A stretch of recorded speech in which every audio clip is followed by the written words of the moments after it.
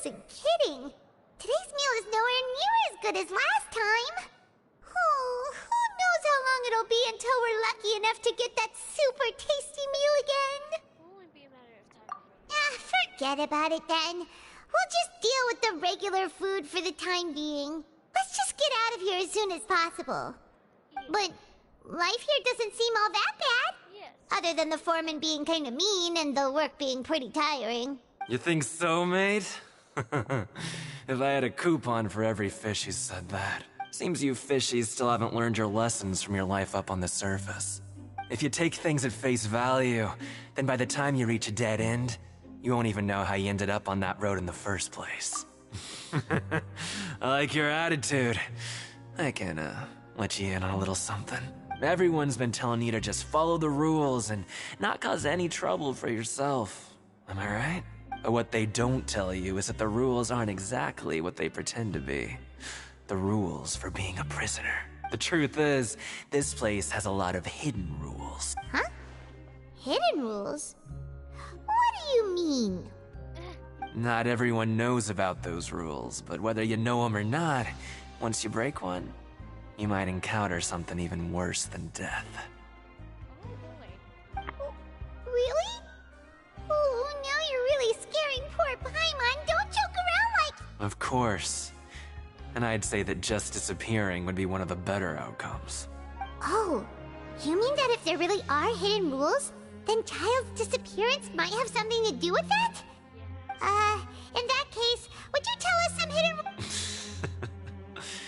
Come on, mate. This is valuable information. The difference between life and death. Do you really think you can just ask and I would tell you? Paimon understands, but... Yeah, I know.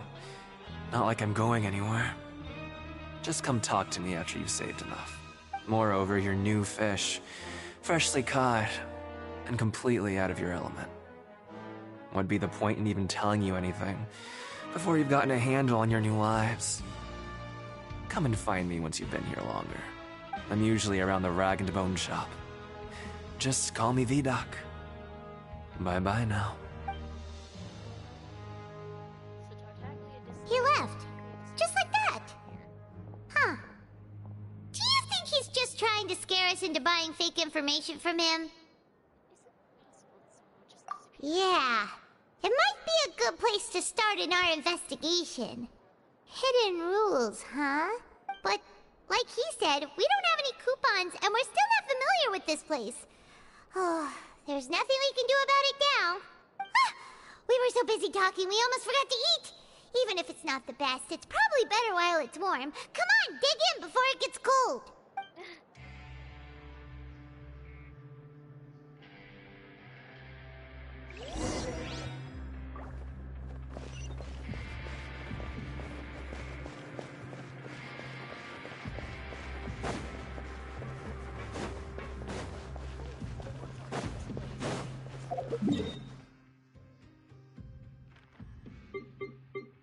Oh my goodness.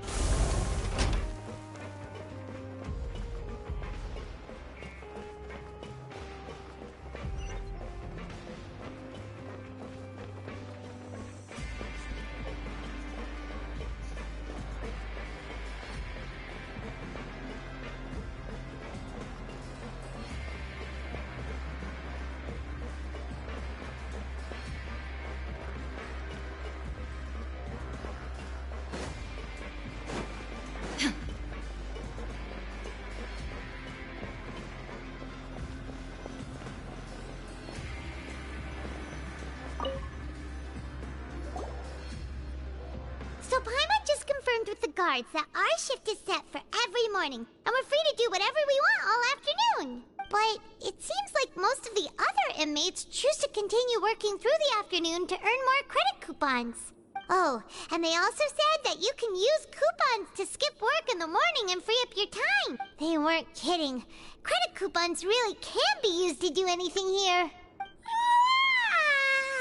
Paimon's so tired. And we'll need to wake up and go to work in the morning.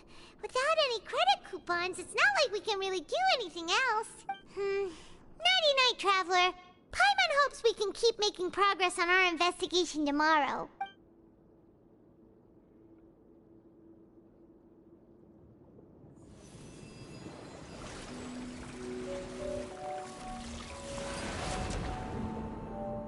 What's going on, guys?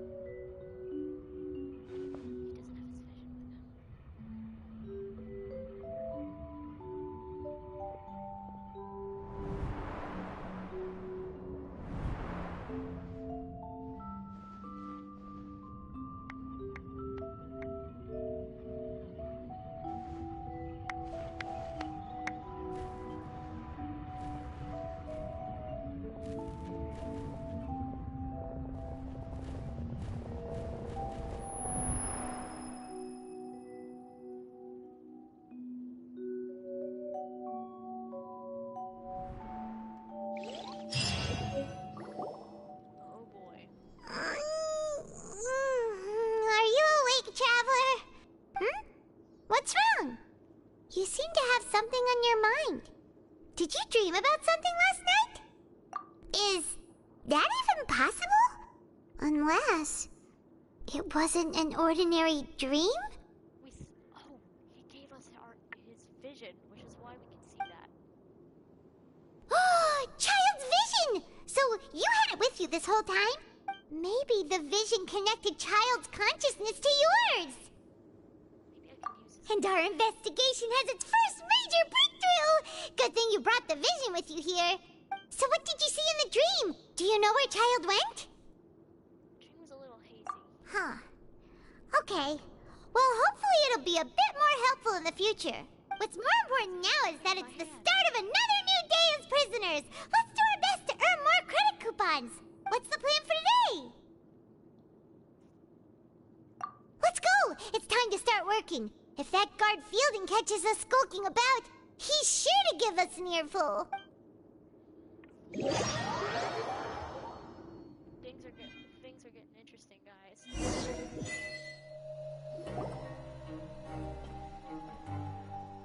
Look who decided to show up! Get your butts in gear and get to work. Time's a-wasting. Good, here you go. Remember to give me the widget once you've finished processing it. We need to reflect on what we just witnessed.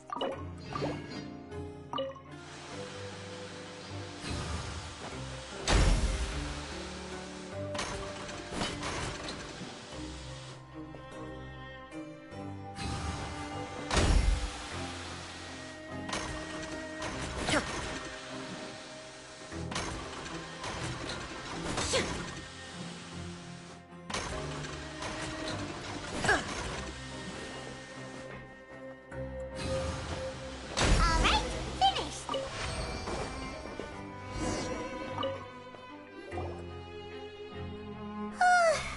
Paimon's beat. But after so many shifts, it seems we're really getting the hang of it now. Hey there, fellow shift mates. I saw you finished your work, so I thought I'd come over and say hi. Oh, hey there! We've seen you before. Your assigned workspace is really close, isn't it? That's right. The name's Rowan. This past few days, I couldn't help but notice the new faces working nearby. I guess we were destined to meet. I've been working here for almost 15 years. Even the foreman, Grainville, always calls me Chief. Whoa, you've been working here a long time, Chief. Hey, not so loud. If there's anything you'd like to know, just ask me. I know the work here in the production zone better than the back of my hand. All right, Chief. We'll be sure to come to you first. Did you just ask about the rules? Pretty sharp for newcomers. You've already heard about the rules, huh? Who'd you hear it from? I don't think you need to. Alright. Seeing as I'm the one who came over here, you're already calling me Chief. I guess I can tell you a little. Truth is, you two keep working like this, you might be putting yourselves in danger. Huh? Wait, there's even a rule about that? What would have happened if you never told us about— Well, it's usually not that easy to break one on accident. The conditions of the hidden rules are usually pretty specific. But once you do break one, bad things happen. If you work continuously in the production zone for 3 days, and if all you do besides eating and sleeping is just work, then something bad will happen during lunch on the 3rd day. Huh? If I knew that, then I wouldn't be standing here talking to you, now would I? Okay, things are getting a little creepy. You mean, even you have never tried working 3 days like that before? There's actually a legend about this rule. They say that there was a worker who worked way harder than me. He was both efficient and eager on the job, and most other workers couldn't hold a candle to him. One time, he tried to test his limits and worked as long as he could. Then during lunch on the 3rd day, he disappeared into thin air, as if he'd evaporated. Later, some people went and asked some of his past friends about him, but they said, never heard of the guy. We're getting some water from the primordial sea vibes, like what happened last time. If people are dissolving again, I swear. What the? How could that happen? Unfortunately, we were assigned different production zones. I never saw for myself what he looked like. Wait, are you thinking that it was— Huh? Oh? You... Listen, kid. This ain't the kind of thing you should be curious about. Let me tell you, you're better off forgetting about it and looking after yourself. Now I kind of regret ever telling you. Yeah, I agree with Chief here. Do you really want to try? Sounds like a good lead to me. Alright, if you insist.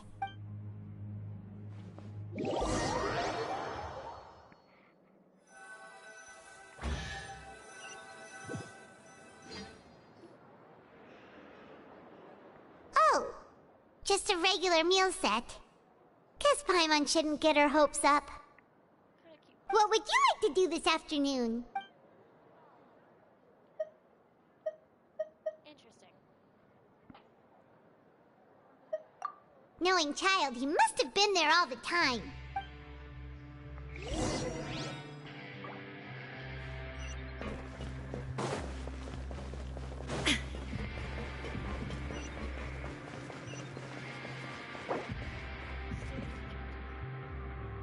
Complete the following objectives during your time in course.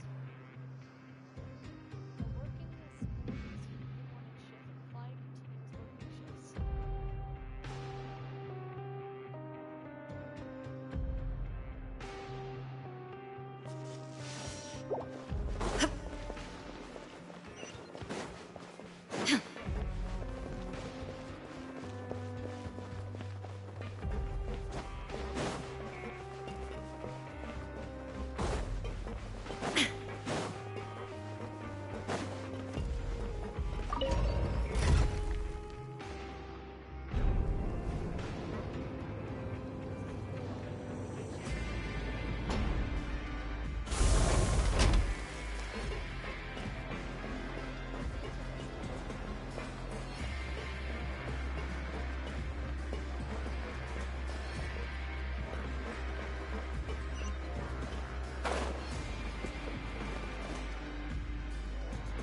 Oh, you must be the Traveler, huh?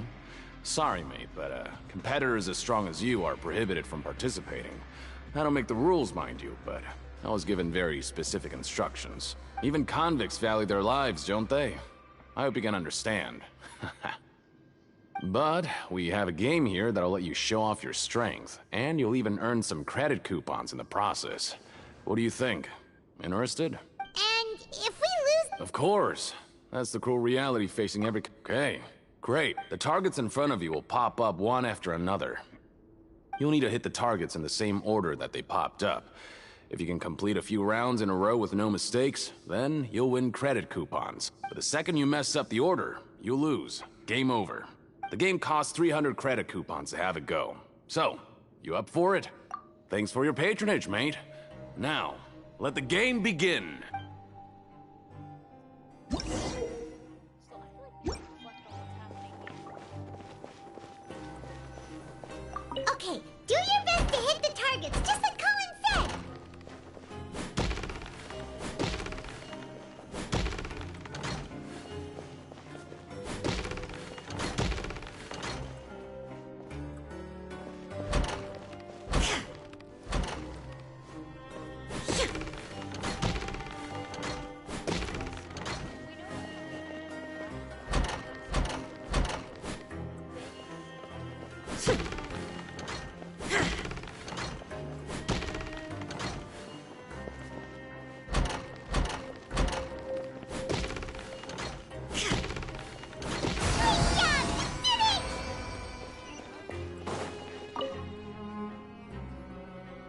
I'll be. They weren't exaggerating about how strong you are. Don't worry, I wouldn't dream of shortchanging you. Here's the credit coupons you won. Put them somewhere safe. Seems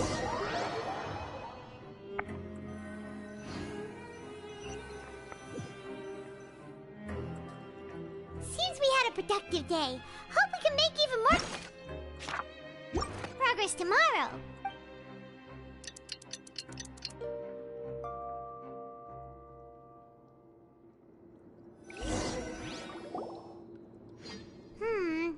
Maybe we can make some progress in our investigation today. What do you have planned for us?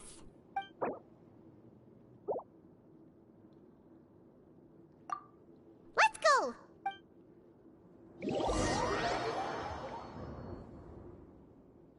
Angel.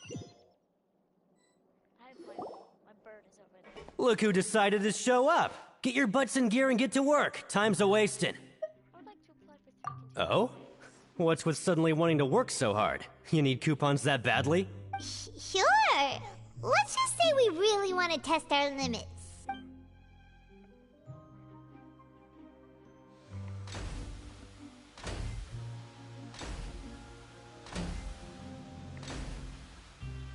Nice! We did well today. Let's keep it up!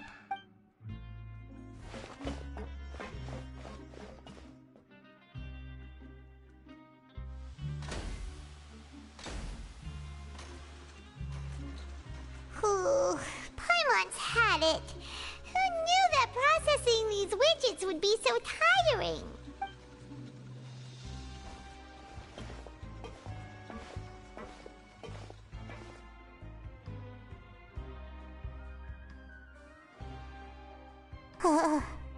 That's it. Paimon doesn't even have the energy to talk anymore.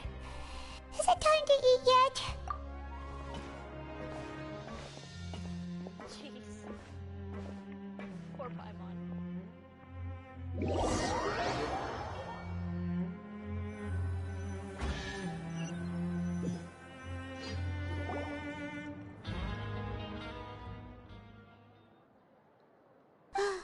Wait a sec.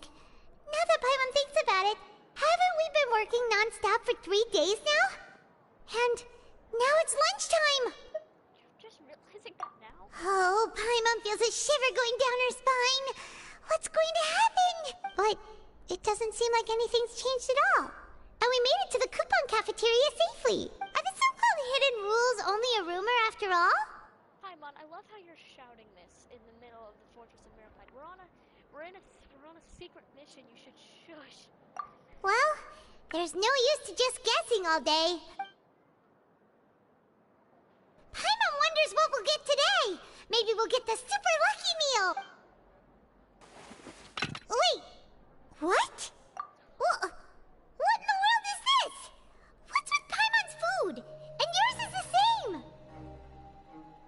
Is this stuff meat?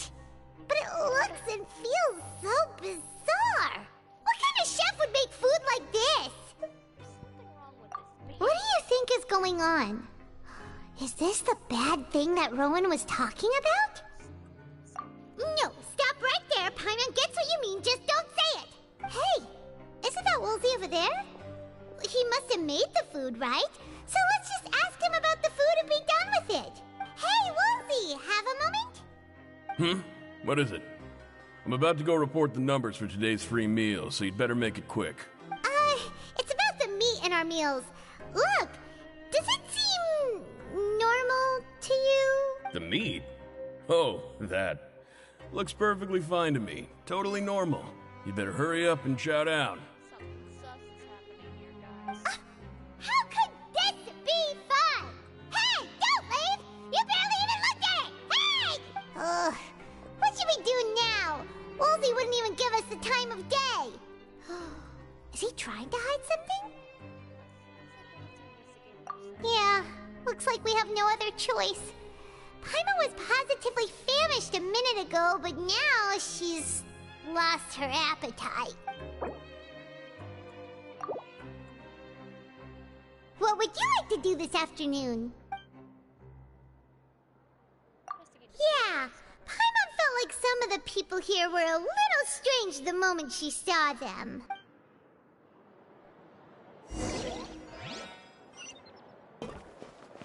Okay, looks like we're walking around.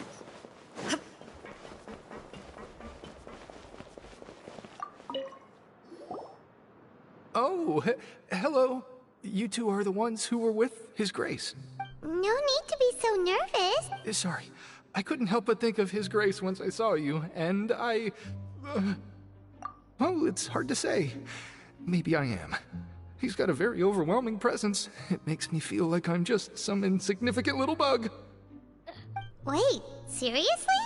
Oh, I'm always indecisive, and I tend to make a mess of things. It's like... What? Please, don't say anything like that out loud. How could you possibly think something like that?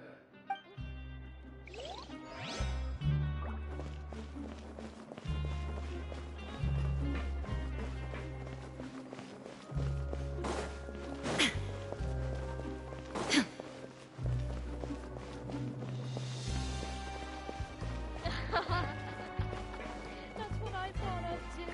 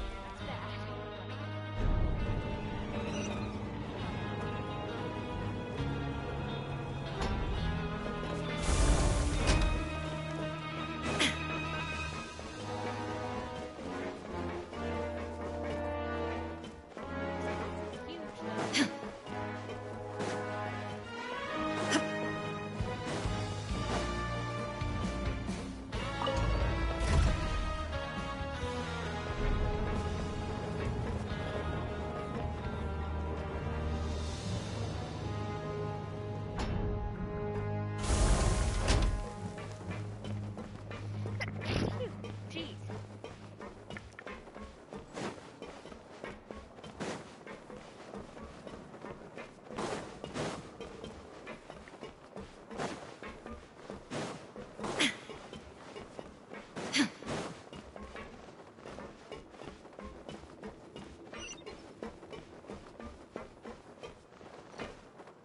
Just more down. Oh, we need to go down, down. Okay.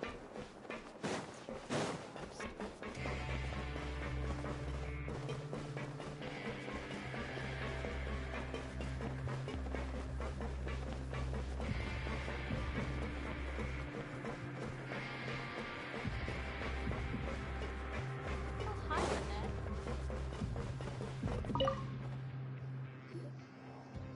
Oh, wonderful.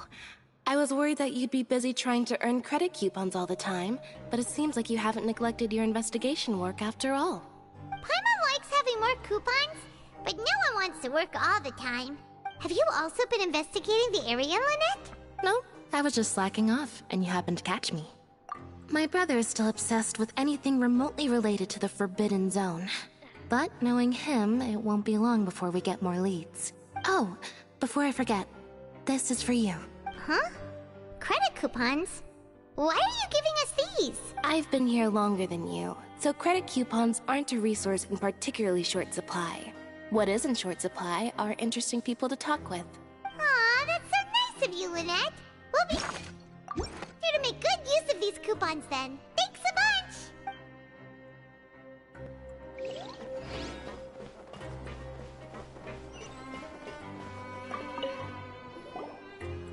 Huh? Rowan? What are you doing here, Chief? I was injured a bit just now. Nothing major, I think I just pulled something. Little mishaps like this are unavoidable at work, you know? Huh. Paimon wouldn't have thought someone as experienced as the Chief would still get hurt on the job. I just knew you would say that. This is pretty embarrassing. Where's Siegeween when you need her anyway? The one time I need to make a quick trip to the infirmary. Oh, you mean she wasn't in the infirmary? Yeah. The rumors say that there's never anybody in the infirmary in the half hour before lunch, and nobody knows where Siegeween gets off to. That's also really sus.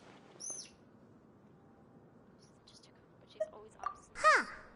That's actually really strange. Siegeween's always super dedicated to her work. Where else would she possibly go? With Rice. Forget it. I can take care of a small sprain like this on my own anyway. No need to trouble her.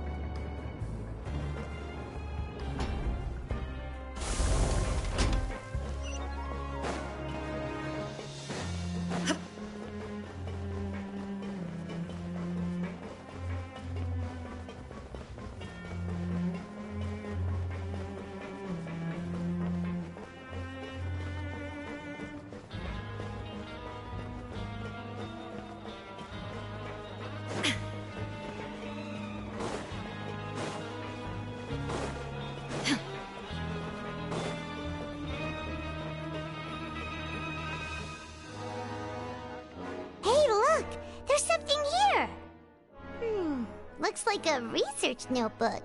That suspicious guy peeking into the infirmary just now. Is he a fan of Siegeween? He must have dropped this.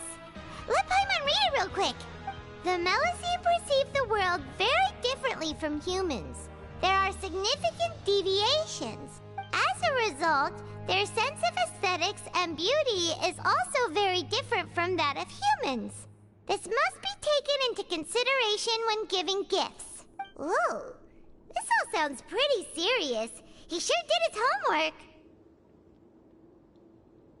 Won't he object to us looking through his notes? And as for the notebook, let's take it. Curious to receive. And so far from what it looks like, Siegeween is a villain. It's an LEC.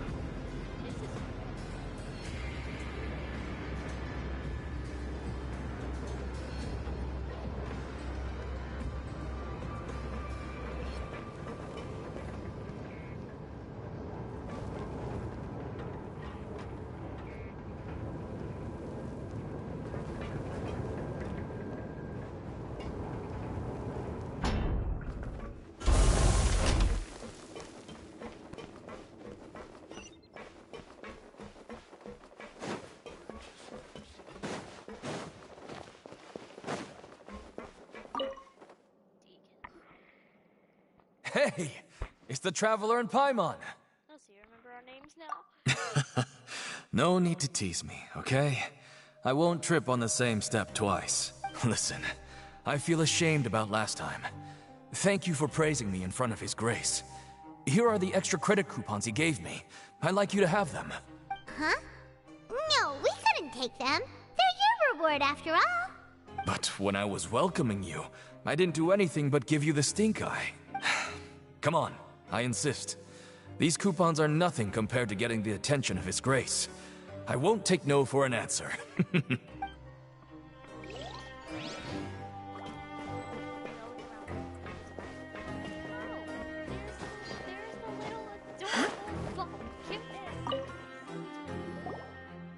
Siegewing? Aren't you supposed to be in the infirmary? What are you doing in the production zone? Hello, Traveler. Paimon. Everyone's usually busy around now, and we don't have any patients to look after in the infirmary. I thought I'd come here and enjoy the sight of everyone hard at work. Enjoy? What's there to enjoy here? It's really worth watching. I often stand here and observe everyone. Humans are just so interesting and adorable. I like to watch your expressions while you work. That's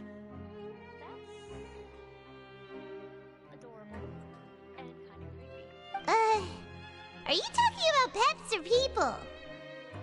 You're a veterinarian as well as a Oh, I can see why you think that, but you shouldn't jump to conclusions. See, we Melazines are a different species, and we see the world very differently from humans. It's very easy for me to observe everyone's condition. All it takes is one look, and I can tell which workers are exhausted.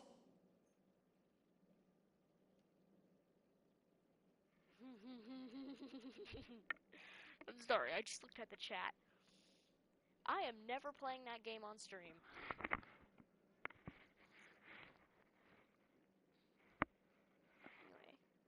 Wait, Melazines can see that?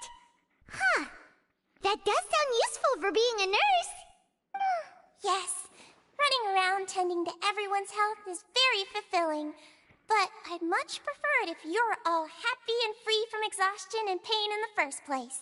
Take care of your body and make sure you eat well. Always rest when you're tired from work and don't push yourself too hard.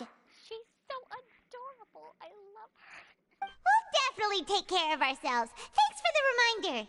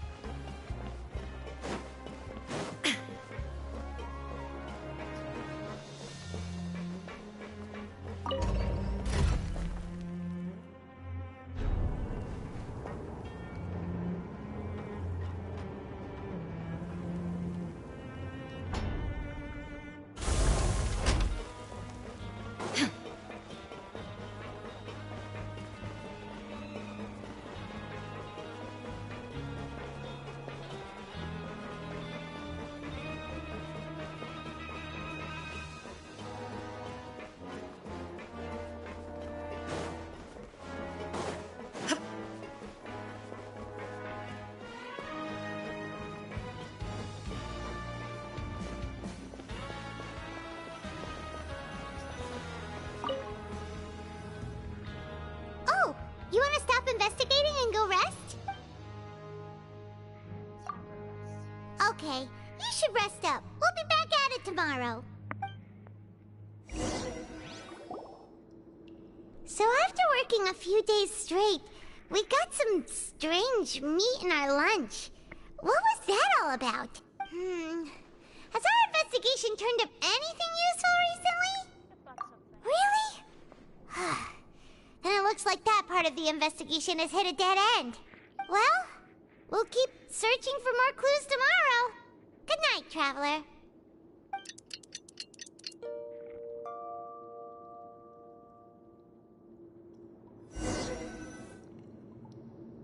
Oh, Paimon doesn't want to get up. Paimon still feels completely exhausted from yesterday. What do you have planned for us?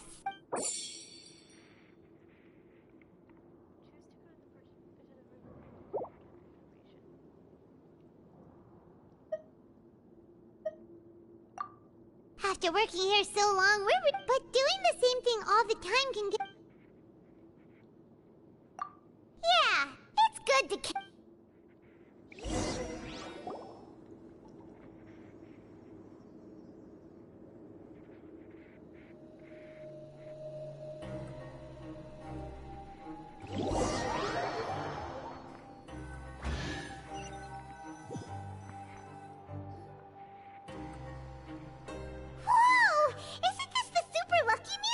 Looks like hard work really does get rewarded. Paimon's gonna take her time and savor every bite. What would you like to do this afternoon? Knowing Child, he must have been there all the time.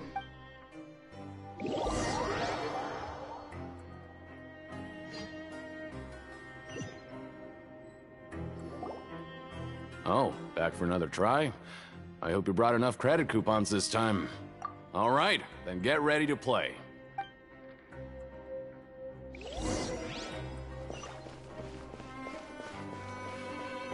Okay, do your best to hit the targets, just like Colin said.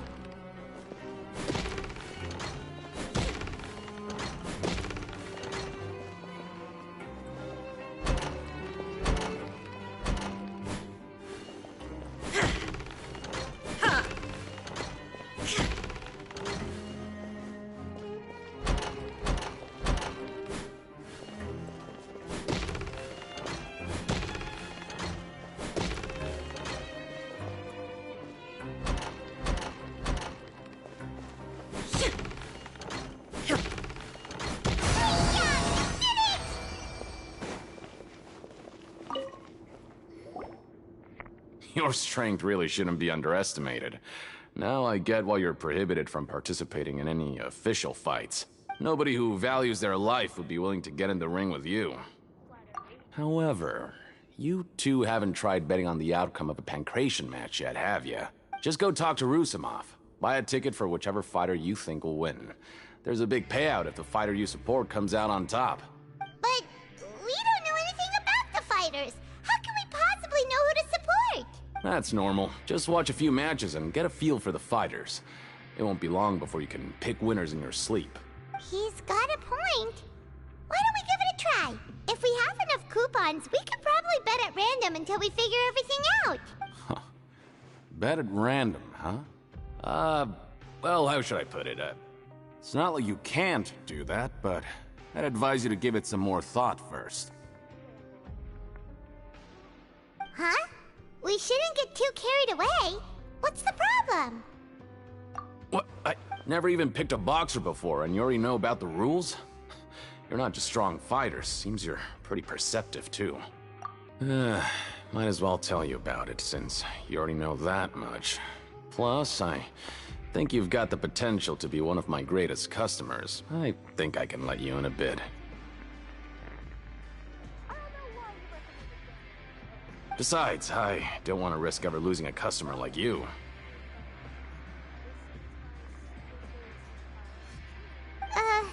Is it that serious? Okay. The hidden rule here is, if you buy both boxers' tickets and support them both, something bad will happen the next morning. So the rule is that we shouldn't pick both boxers in the same fight. But if anyone actually did that, wouldn't they be guaranteed to lose coupons? Who would do that anyway? And what do you mean by something bad will happen? Murder, that's what will happen. How would I know? Not like I'm stupid enough to do that. But I've heard a story about the rule. According to the rumor, there was a masked boxer who possessed incredible skill and power. None of his opponents even stood a chance against him. However, in the final match, the organizers told him to take off his mask. He refused and never showed up to the fight. And after that, he was never seen again. Some say he died, or that he was taken care of by the event's organizers. But everyone remembers that he was someone who cherished honor above all else. This is a mystery. We're trying to figure out what happened to Child. In his eyes, supporting both boxers in a match would dishonor the competition itself. So you mean it's like a curse? He'll take vengeance on anyone who does that? No, he was always wearing a mask, like he was intentionally trying to hide his identity. I don't even know anything about his past. Traveler, do you think that boxer was... Huh? We will? You're not... Look, here I was just trying to be nice and warn you, yet here you are trying to break it on purpose? Yeah, it sounds pretty scary to Paimon.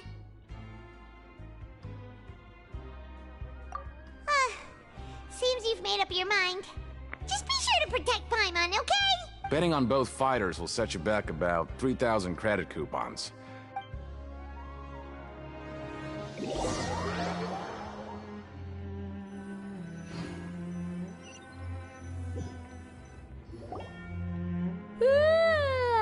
woke up so early today that Paimon's been nodding off all afternoon.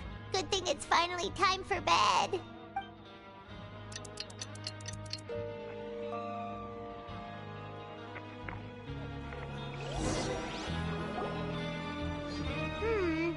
Maybe we can make some progress in our investigation today.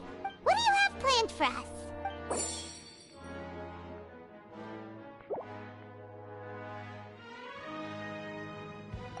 After working here so long, but doing the same... Yeah.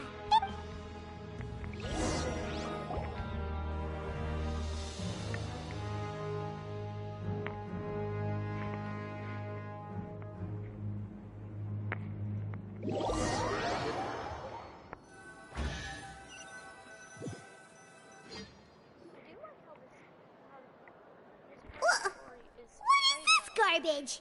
Ooh, it looks disgusting. Oh, Paimon misses your cooking now. I'm sorry, Paimon, but I can't cook either. What would you like to do this afternoon? Maybe we'll be able to find some leads there.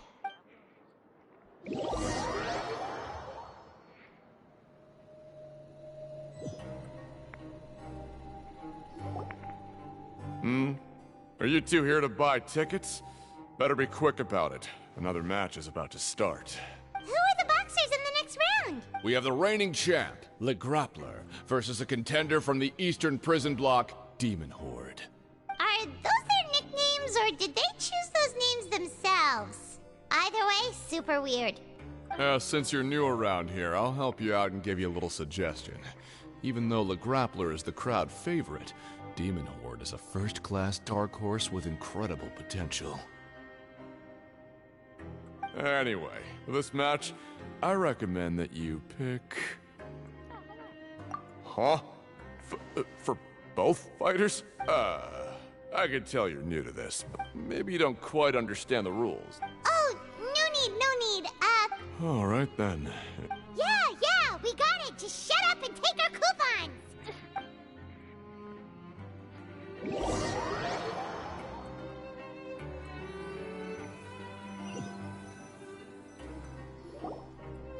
Aw, looks like we won't get a chance to sleep in as long as we're here.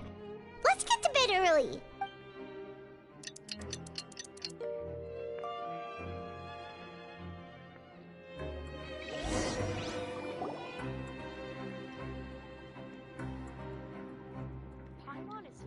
Hey, Traveler! Paimon! Package here for you. The next time you buy something, go pick it up yourself. I'm not a delivery man, you know. Huh? A package? For us? Did you buy something, Traveler?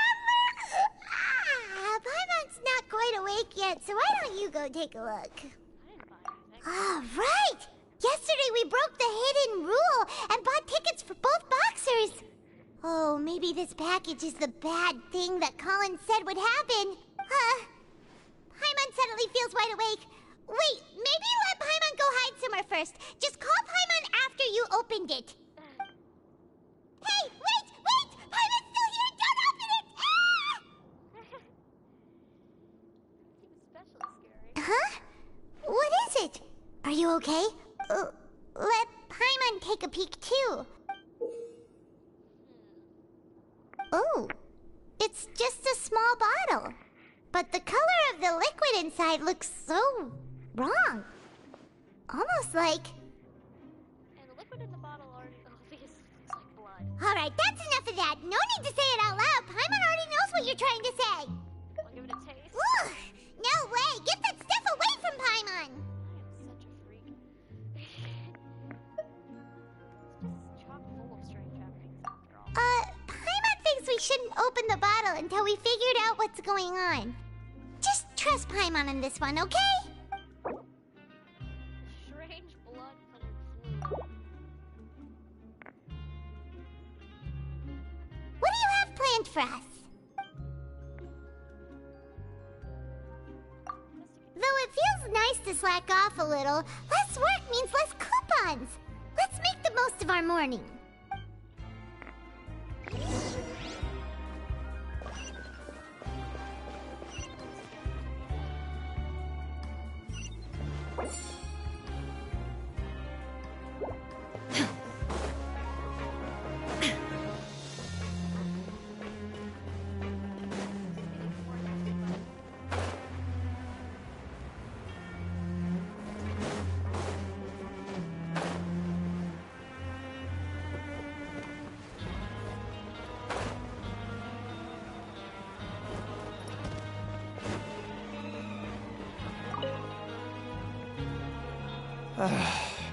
If there's no way to send it all out, maybe I'll never get a chance to leave. Who are you?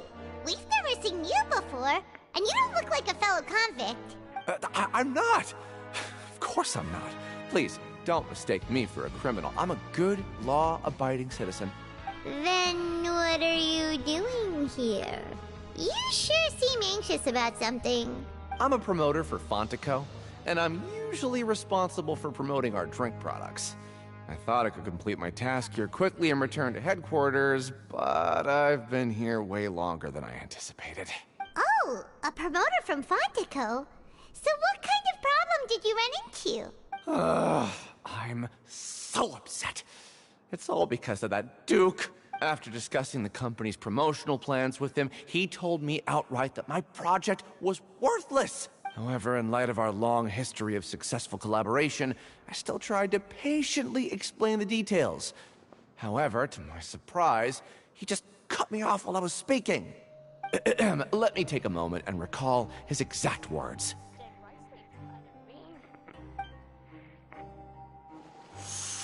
I'm just gonna stop you there and say no. If anything, I'm saving you time. It seems you don't fully understand the value of credit, but as for the latter, only... Anyway, that's how he rejected my proposal and asked me to come up with another solution with the condition that it doesn't cause any trouble for him. Can you believe that guy? Well, he is the head honcho here. Not much you can do about that. We met him too and could tell that he's the kind of guy that's hard to pin down. Fine. I know I should just let it go. I'm on his turf after all. His house, his rules.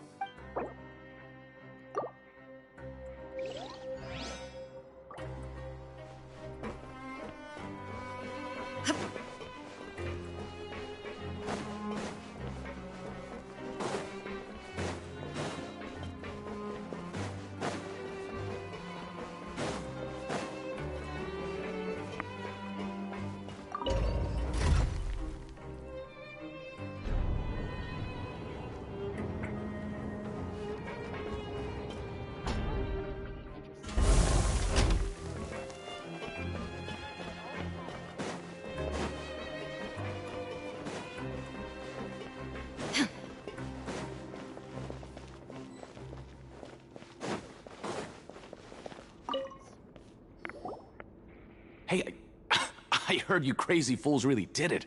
You bought tickets to support both fighters, didn't ya? Well, did anything happen? Well, the next day we received a mysterious package, but we still haven't made any sense of the contents. So it is real.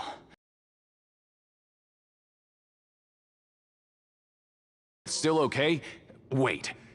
Are you sure that it's still you controlling your bodies right now? Paimon's not sure. What do you think, Traveler? Is Paimon still Paimon?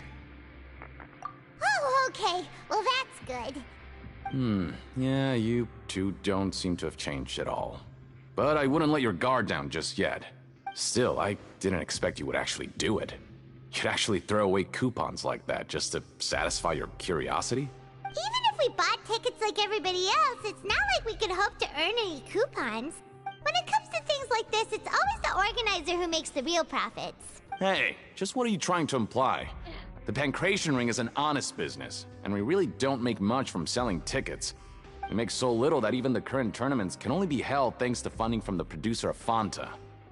Oh, so it's the company that manufactures Fanta sponsoring the events? Paimon thought all of this was thanks to the Duke's support. Let's just say it's a mutually beneficial arrangement. They reached out to us first, hoping to promote Fanta products in the Fortress of Meropide. Anyway, you try and take extra good care of yourselves these next few days, you hear?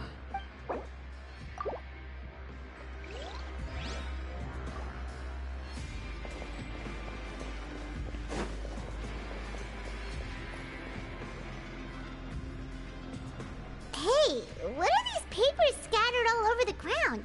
Are they registration forms or something? Every page has the Fontico symbol on it. Maybe it's some flyers from the company. Okay. But if someone catches us, they could accuse us of trying to steal the company's secrets, couldn't they? Oh, you're right. Guess there's nothing to worry about then. Let Paimon have a look here. Without assistance from the Fontaine Research Institute, development of the new product has been slow, and some researchers on the project have voiced concerns. We have no choice but to let the new product undergo the first phase of promotional trials without a designated name or packaging. We will adjust the direction of future development according to feedback. We have decided to only conduct closed, small-scale trials for the time being. Sure doesn't seem like anything unusual. The company is just trying to develop some new products besides Fanta. But it sounds like things aren't going well at all. Let's put these papers back where we found them and make it look like nobody went through them. Okay, good.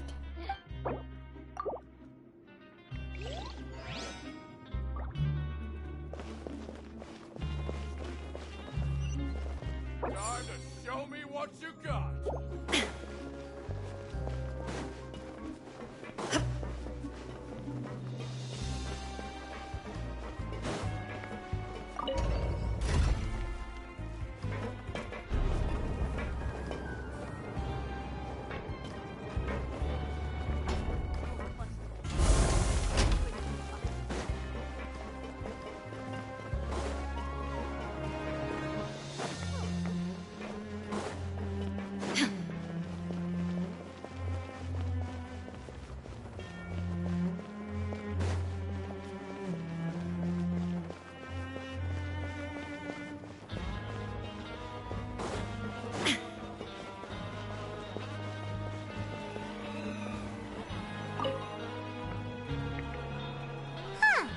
We ended up here without even...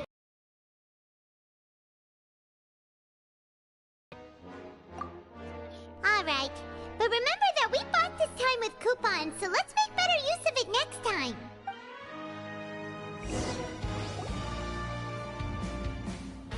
Whoa! Isn't this the super lucky meal? Looks like hard work really does get Paimon's gonna take her time and savor every bite. What would you like to do this afternoon?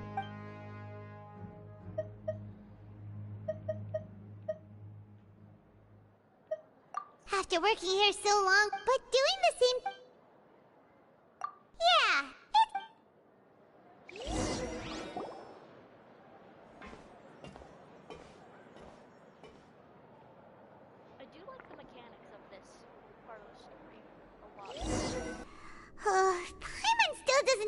make of it.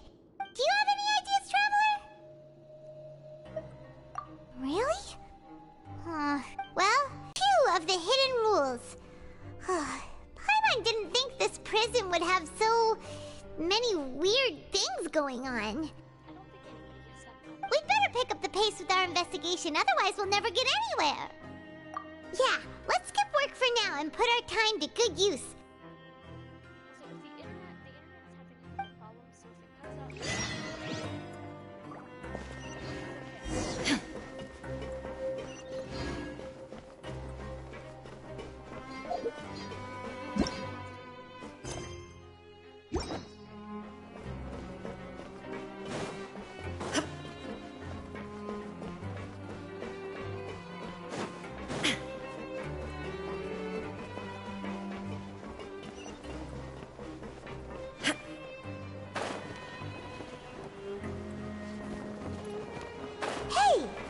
Duck over there?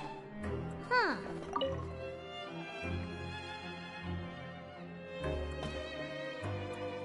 Ah. Seeing you at this time must mean you've already saved up a lot of credit coupons. Or at least enough to skip work. Seems you're getting into the swing of things around here. Impressive. Very impressive.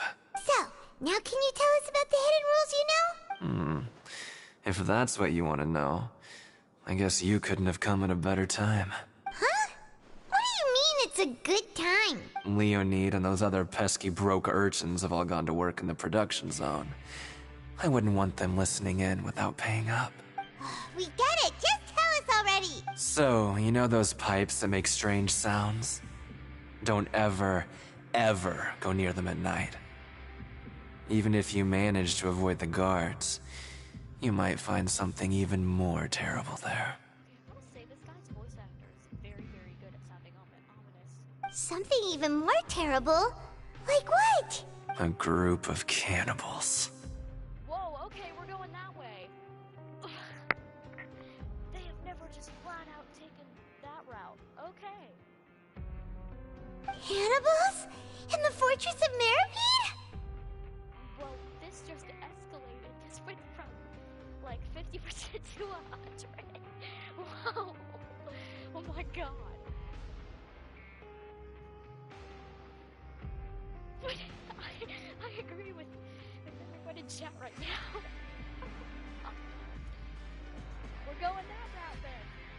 I gotta say, they've been risky with the Fontiane story. Every month, they meet a few times in the dead of night. Rumor has it they might be connected to the people that have disappeared here. Oh, that's worse. But what's even scarier is that they have a special proclivity. Since they have no way to dispose of the leftover remains, they have ways to transform them into other forms and keep them in the fortress forever. Paimon might already know what you mean by other forms. So that's what's going on here. Oh, Paimon's stomach doesn't feel so good. I don't think anyone's stomach feels good right now. Oh my god. You two look pretty skeptical. No matter. Learning the truth behind dark secrets isn't necessarily a good thing. I've got things to do too. I suggest you just act like I never told you anything. Traveler, can we just trust him on this one? Oh, Paimon doesn't want her blood and flesh entombed here for all eternity? Oh, so that's how you see the situation. Huh. When will all the secrets end?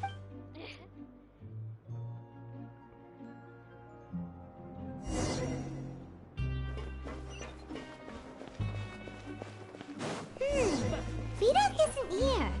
But the guys who went to work in the morning are back. Let's go ask them! Just stay away from me. What? What are you saying? You shouldn't go around saying stuff like that.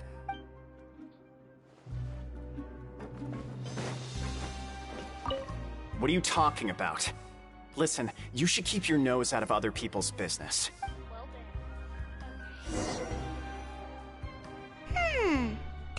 attitude sure is suspicious. Like they're trying to avoid us. But if they're being so obvious about acting weirdly, do you think they might just be trying to lure us in? Oh, this is all getting way too creepy for Paimon. So you mean we still need to investigate some more? Okay, if you say so.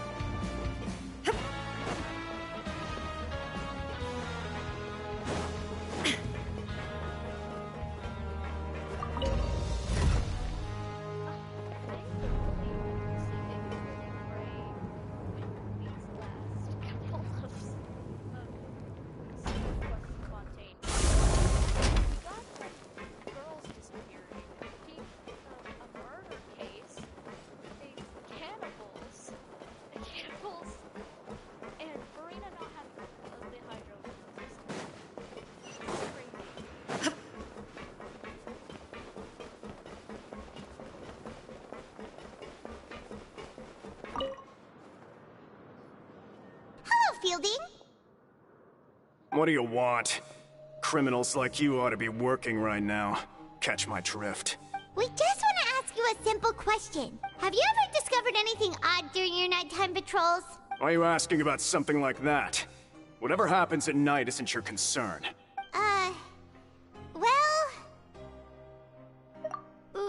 Right! We've heard it happens a few times every month. Paimon has sensitive ears, so it makes it hard to sleep. Really? I see. But it's not like I'm on duty every night. And now that you mention it, I recall my colleagues talking about something like that before. They say that strange things tend to happen at night on pipe cleaning days. Lots of us don't willingly take those shifts. So, what happens at night on pipe cleaning days? And they just conduct regular cleaning of the fortress's drainage facilities. There are 3 pipe cleaning days per month, and it just so happens that today is one of the scheduled days. You can try to confirm the sounds tonight if you want, and if they're real, then I can report the issue to my superiors for you. Oh, okay. If that's all, then I'll be leaving now. I advise you not to try anything funny, though. Even if I'm not on duty tonight, someone will still be watching you. Don't worry, we don't want any time added to our sentences. Oh, he left. So what do you think about the pipe cleaning days he mentioned? Right, both are a possibility. But Fielding did say that tonight is a cleaning night. Paimon knew you would say that. Alright, sounds like we'll be up all night tonight then. Paimon just hopes the guards don't catch us.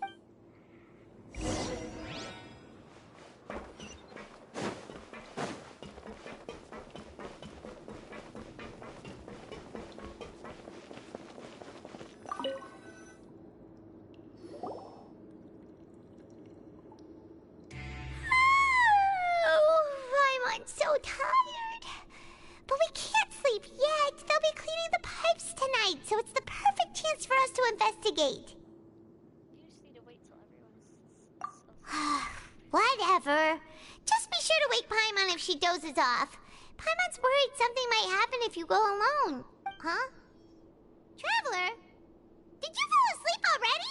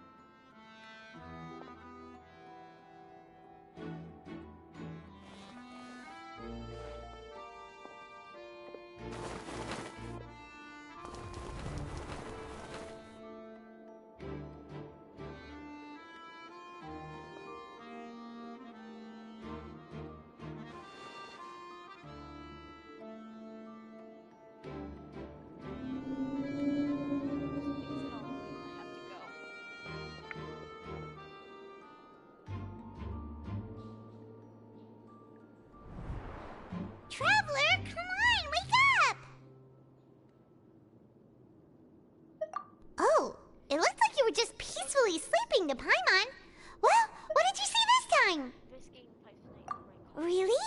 So we're finally starting to figure out what actually happened! But what about the cannibals? How do you explain them?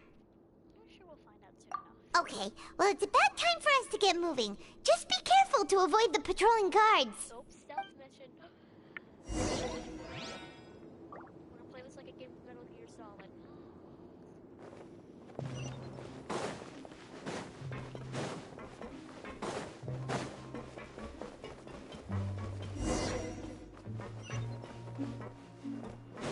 Shh! Careful!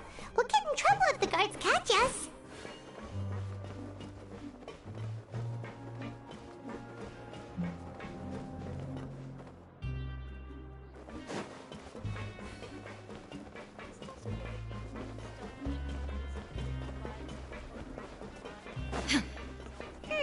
This should be the place.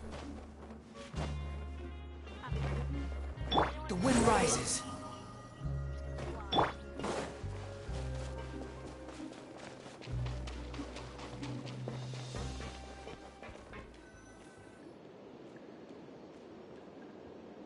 What? I know you. You were the ones we saw. Huh. You've got guts showing up here. You'd better leave now. Ain't nobody coming here to save you. What'd you say? Yeah, so what if they were? If you push us, we can make those rumors a reality at any time. Hey, what's the point of all those rumors anyway? What exactly are you trying to do? I don't have to tell you anything. If you turn around, go back to the dormitories, and act like you never saw anything, then I'll pretend that you never showed up here. Yeah, scram. Nothing worth seeing here.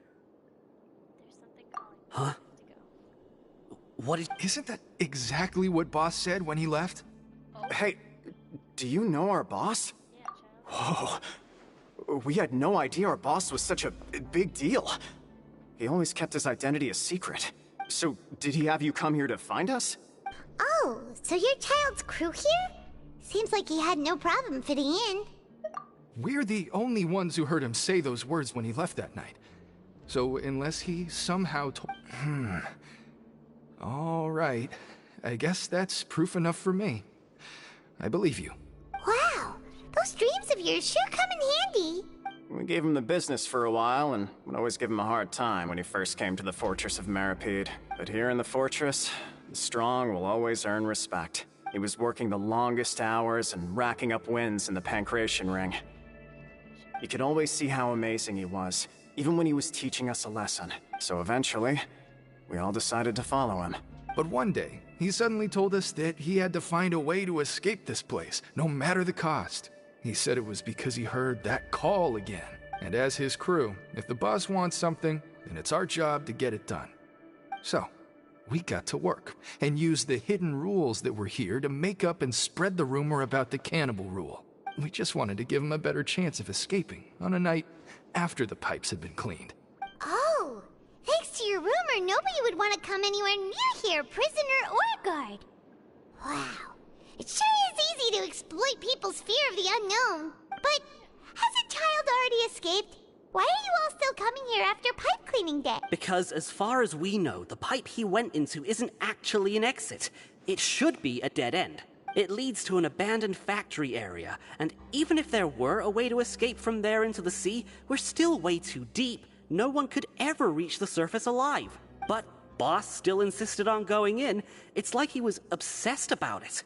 So we told him that we'd pretend as if he never existed while he was gone, and that if he wanted to come back, he should wait for nighttime on a pipe cleaning day. That way, we could meet him here and help cover the whole thing up. So you come and wait here through the night a few times a month just because of that promise? Yeah, but it's been so long now. We already know in our hearts that he must have managed to escape somehow. Is it also possible that something unfortunate happened to him? Nothing could ever defeat Boss or slow him down. It's one thing we know for sure. Okay. Paimon was just brainstorming possibilities. All right. Keep quiet and follow us.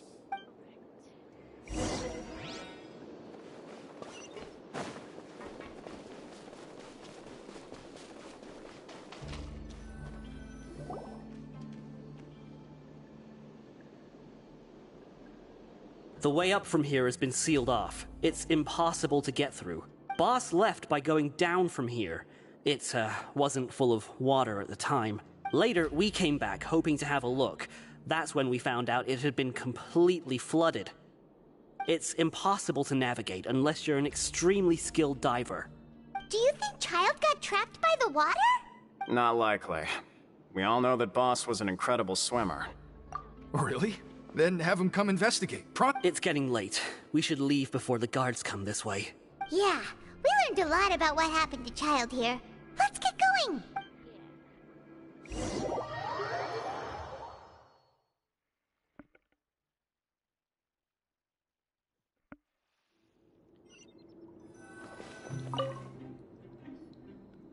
Whew. We finally learned some key information. Seems all of our investigative work has finally started to pay off. When you said you knew a diver, you were talking about Fremine, right? If we ask Linny, he'll definitely have Fremine help us. Ugh. Why is Child like this? What was he doing going into the pipes? Not making our jobs easier, that's for sure. Fortunately, though, it seems like it's only a matter of time now before we find out what really happened. Now that we can finally relax, I'm starting to feel super sleepy.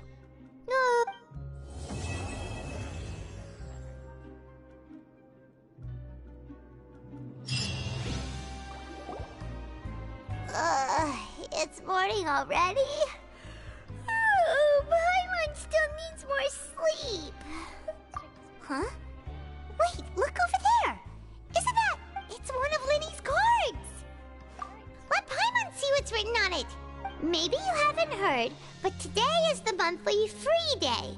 Everyone has the day off today, which makes it the perfect time to do some investigating. It's been a while since we last talked. Have you been making any progress lately? Let's meet at our usual spot in the factory area before lunchtime. I have new information. Ooh, today's our lucky day. We have the day off. From the sound of it, Lenny's been making progress with his investigation. Wonder what he's discovered. We still have some time before we meet up. Let's talk with the people here for a bit more before we go.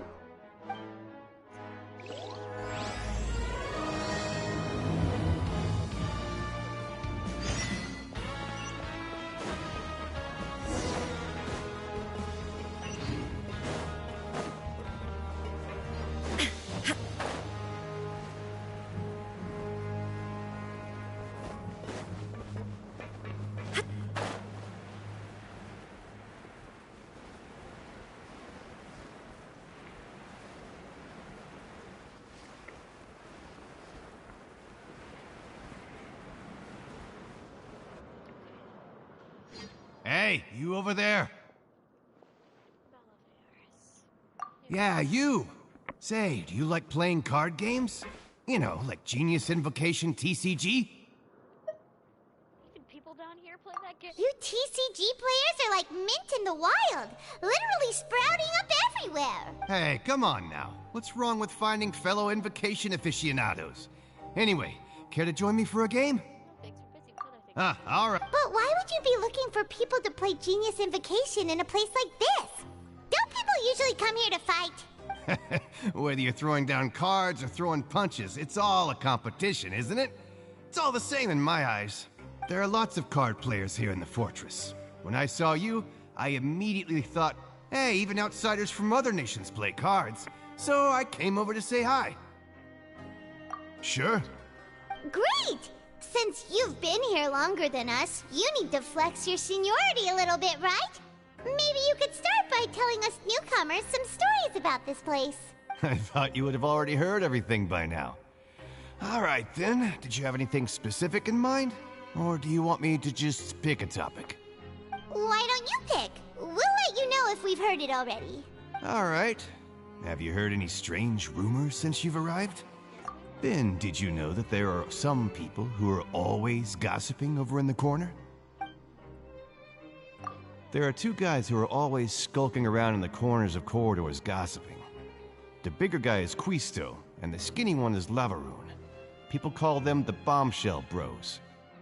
I never really found their gossip very mind-blowing. And it's pretty much just the same stuff that I hear about when I'm at work every day. If you're interested, you can go talk with them. They tend to talk a lot of nonsense, but they aren't exactly bad. Good to know. Do you have anything else to tell us? Let me think. Sounds like you want to hear something a little more tantalizing. Oh, did you know that the Duke was also a convict in the Fortress of Meripede before? Huh? Wait, are you serious? That's right. The Duke was an inmate just like you and me. Seems he was exiled here for committing some crime. Who knows how he ended up rising up to become the warden, though. To go from an ordinary inmate to becoming the manager of the whole place? I'm not gonna lie, I kinda respect that. A forbidden zone? Sounds like something that someone just made up. I've never heard of that. Where did you hear about it? It's just a rumor we've been hearing, but no worries if you've never heard of it. Do you have anything else you can tell us? Anything else? Not that I can think of.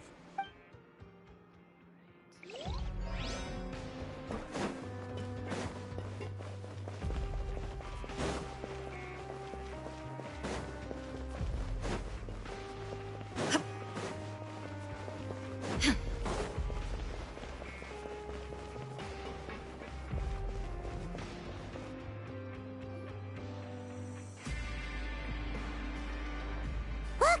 There are some people talking over there! Let's listen in on the conversation.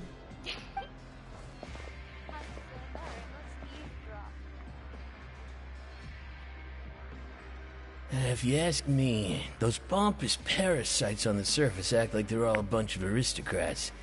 Do any of them give half a hoot about a bunch of dogs like us? Hey, speak for yourself, mate. I'm no dog. Oh, you think you're special or something? If you're here, then you're just a convict like the rest of us. I've heard that even if you're released after serving your sentence, going back to life on the surface ain't any better. Once a criminal, always a criminal. We're marked for life. That is too real. I don't buy that. Hey, how cool would it be if the whole world was destroyed by a giant flood and everyone had to start over from nothing? Foreshadowing. What kind of filthy bilgewater are you spewing? I have family up there. You best shut your sewer hole with talk like that. Listen, things ain't so great on the surface, but who says that you have to leave? I've heard that you can still stay here and work even after you've served your sentence. Not bad if you ask me. Who wants to live in the ruddy overworld anyway? And what makes you think they'd want to hire someone like you? It's one of the great mysteries of the universe, how someone as useless as you is so confident. Whoa. Sounds like they're really unhappy about the overworld. Speaking of which, Paimon never heard anyone use the words overworld or underworld when we were living up there.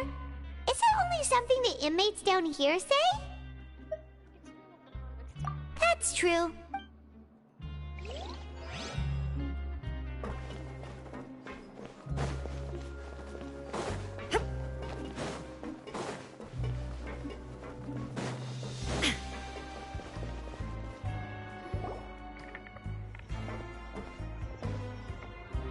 There's a group of people over there.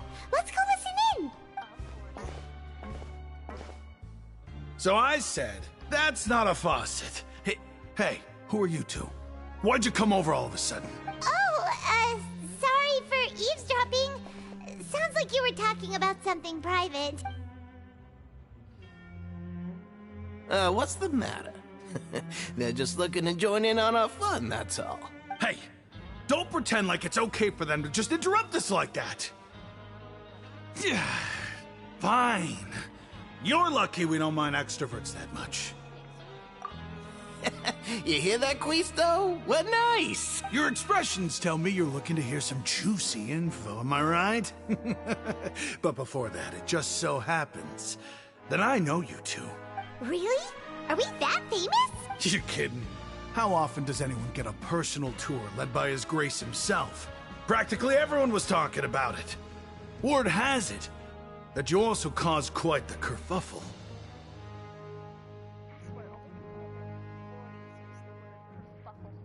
A little mistake, huh? I like the way you put it. You see, people with a good attitude can join our group anytime, unlike some of the others here. Your group? I'm Quisto, and this is Lavaroon. People usually call us the Bombshell Bros, but don't worry. We're not playing with bombs or anything. It's just that our information is always so explosive, and we blow minds on the regular. So, you two really like to gossip? Whew, you sure know how to embellish. No. You don't get it. Knowing intelligence will make things better for you here. For example, knowing who's working with whom, who has the latest rumors, who's not getting along. Wouldn't you like to know all that? Oh my Archon, I'd love to know, please. Wait. So in this world, do they not refer to their gods as gods? So they say Archon? That is incredible, and I love that that's canon. Whoa, all this info's worth something, you know? You should prove you're worthy of it. I don't mind him. Quisto's always this way. Just play nice and say something to massage his ego. The welfare meals. Talk about the welfare meals. Right. That... Is that so? Oh, so you're the one who made those delicious steaks. Amazing. You could be a professional chef. You are correct. I am a true professional. In fact, I even went to culinary school. Since you like my cooking, I guess that means we share similar tastes. Listen carefully. This little bombshell will help you learn what's really going on here in the fortress.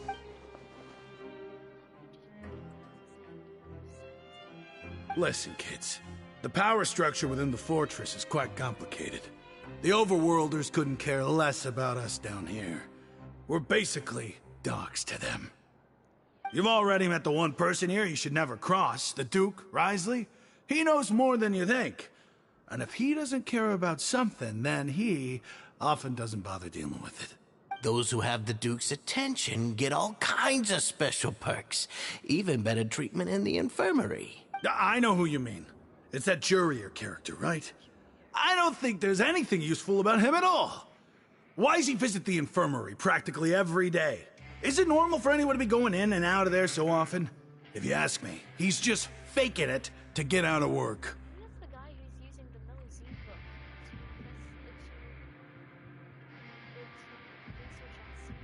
But did you know that Jurier was a talented researcher from the Fontiane Research Institute before he came here? There's no denying that. I don't care if he was a researcher that could turn dirt into Mora. Once you're in the fortress of Meripede, you're just another inmate like everybody else.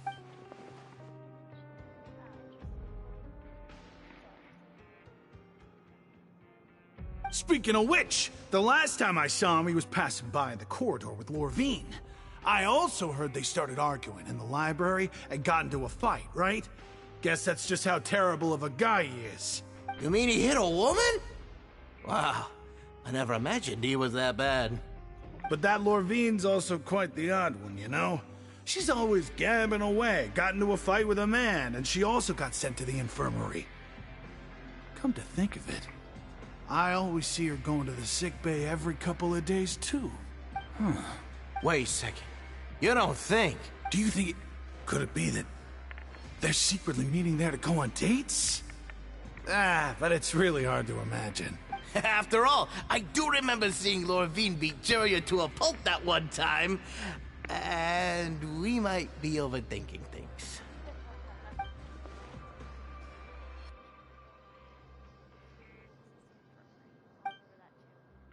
Okay, we've talked to just about everyone, and it's about time for us to go meet Linny. According to the card he left us, we should go meet him in the production zone.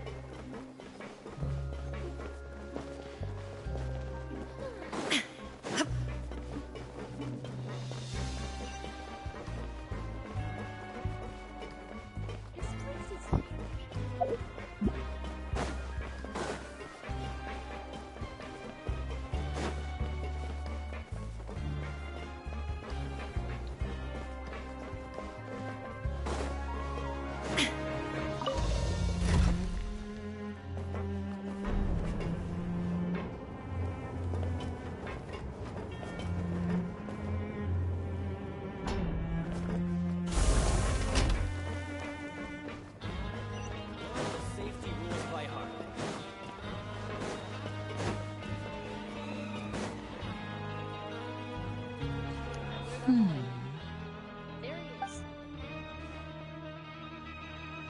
Huh? That look in your eyes. You found something? Hey, this is no time to be modest. Just tell him we found a boatload of information. Oh, as expected of the legendary duo, you have my full and undivided attention. Huh. I'd have never guessed that myself. The rumors swirling about this place are unreliable after all, and Master Child probably went missing because he found a way out. He is a harbinger after all. I suppose he's much more resourceful than I initially gave him credit for. Unfortunately, this isn't enough for our final report to Father. We need to find out Master Child's exact whereabouts. Father told me that even though Master Child said he was just coming to Fontaine for a vacation, he actually had some personal reasons. His agenda might be linked to his disappearance. He's probably looking for Skirk. His escape route is already flooded, so we'll have to task someone with professional diving skills to chase after him. Well, when you put it that way, it's obvious that only Fremine would be up to the task. Bingo! Is he around? He's working today. Coming here as a group would have attracted too much attention. I'll talk to him about it later. It's the least I can do. We're all in this together, so it's only fair for us to fulfill our end of the bargain. Honestly, I'm far more impressed by you guys managing to collect all this information right under Risley's watchful eyes. Collecting information has always been our strong point. Now, let me think. To find out more information, Fremine will have to retrace Master Child's original route. And if he's to do that, he'll have to set out on the next pipe cleaning day at the earliest. That's 6 days from now. And after that, he'll probably take another 2 or 3 days to return. You can even estimate how long it'll take for him to get back? We've been working together for a long time. We know each other's capabilities like the backs of our hands. Traveler, what say you to meeting here 9 days from now? We'll be able to pick up Fremine while we're at it, too. Oh, and there's just one last thing we'd like your help with. Though we can just sit back and wait for Fremine's report on Master Child's whereabouts, we still need to make more progress on the investigation of the Forbidden Zone. Fremine's no master of disguise. Lynette's still working on getting intel from the other areas, and I'll need to spend some time helping Fremine prepare for his diving mission. So, you are the only ones we can count on. What do you want us to do? Will it be hard? Well, I won't call it easy per se, but I think you'll be able to pull it off. Listen carefully. You'll need to find an excuse to get into the infirmary and investigate the room and environs. You've mentioned several sketchy-looking people always meeting at the infirmary earlier, so it probably has something to do with the secret we're hoping to uncover. You've already met the head nurse, so she'll be less suspicious of you. Investigate the internal structure of the infirmary and any active dealings within, and pass those on to me alongside anything else you're able to discover. But also, there's no need to take risks. Don't forget, safety always comes first. Sounds good. I'll give it my best shot. My apologies. I just started rambling out of habit. It was almost as if I was talking to my younger sister. But that's not a bad thing, right? What if I'm the older sister? All right, then we'll head out as soon as we finish our prep. Let's go our separate ways for now, then. Don't forget, we meet here again in 9 days. Stay safe.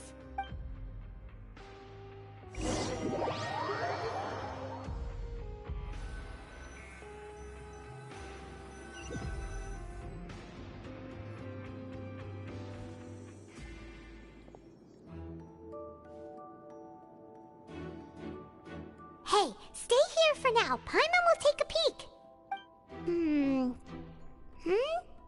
There seem to be several people inside. Paimon, what are you doing?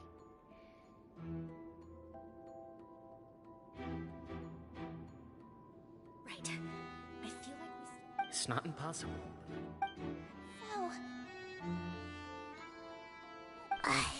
It's a bit hard to understand them from here, so why don't we just try to talk to them in person? Let's go as soon as you're ready.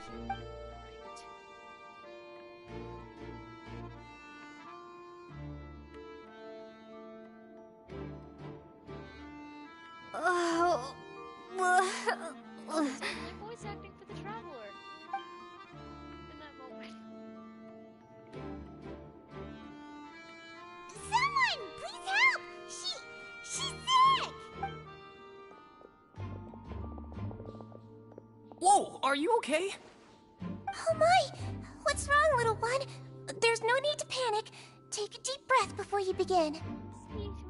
She's so adorable. My goodness. The traveler started complaining of a stomachache, and then nausea, and then collapsed onto the ground. Paimon doesn't know what to do. Freezing limbs, twitching fingers, and pale complexion. Could it be poison? Let me take a look. Please, lie down over here. Don't worry, I'll get you to the bed safely. Here, hold on to my shoulder and walk slowly. How can I even do that? She's so tiny.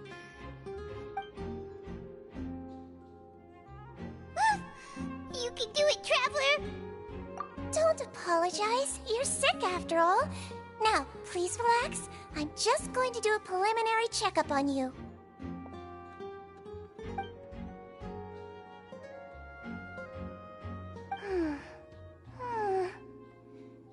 I see now. My checkup has confirmed that she's not in any mortal danger.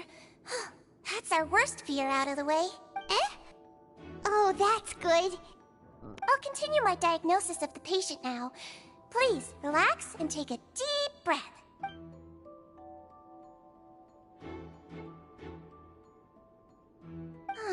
Don't sense serious damage to your organs either. Does it hurt when I press here? And here? Huh? But based on my initial checkup, there shouldn't be a problem here. How strange. What about here? Does this hurt? Oh. I understand. So that's what it is. I think you just ate something that disagreed with you. That's all. Nothing too serious. Outside of a pretty bad stomachache when it decides to act up. So that's what it is. Thank goodness it's not anything more serious. And there have been other inmates complaining about the food recently. I'll inform our head chef, Mr. Wolsey, of this problem as soon as possible. Congratulations! The health risk is incredibly low, so you should recover within a couple days. Why don't you take a rest here while I go get some medicine for you? Miss Levine, I'll have to trouble you to help me look after this new patient while I'm gone. Very well. So adorable. And she hopped away, just like that. This infiltration mission is going much more smoothly than I imagined.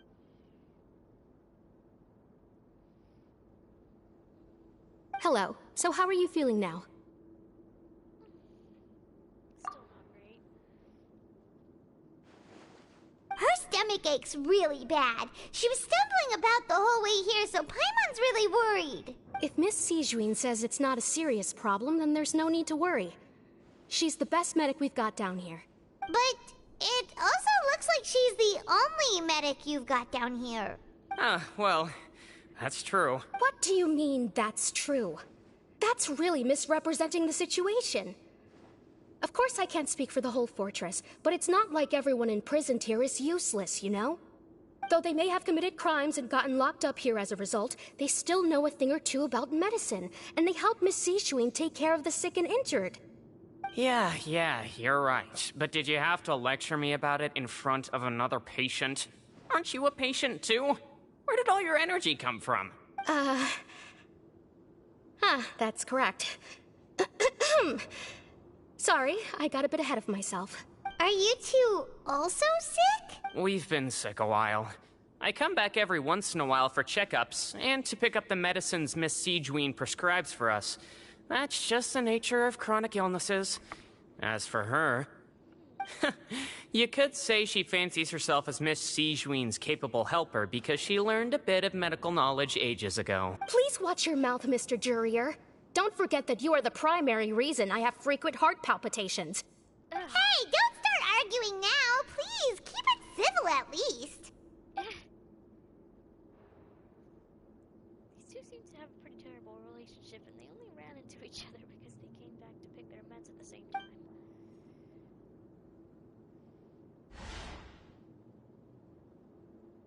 But outside the two of them, there's nothing suspicious.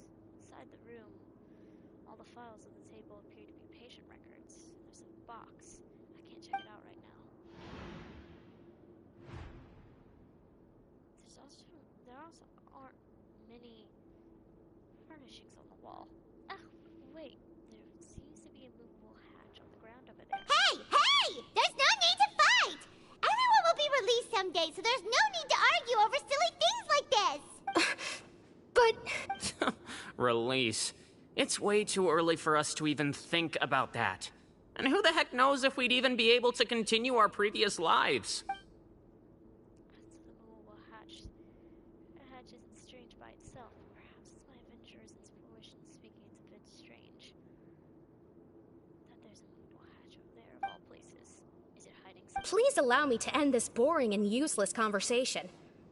Oh, and Mr. Jurier, I don't want to see your face here again anytime soon. And same to you, Miss Lorvine.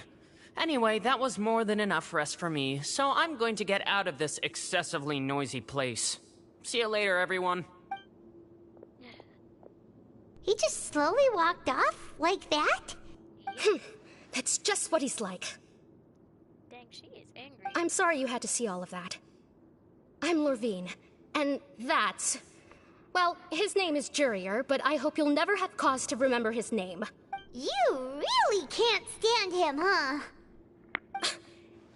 I mean, can you blame me? Who would like someone who's as arrogant and obsessed with weird research topics as he is? But there's no need to keep dwelling on him. I'll accompany you two for a while. Miss Seashween should be back soon, and I'm sure you'll feel better as soon as you've had some of her medicine. Thank you for looking. No, it's nothing. I'm back!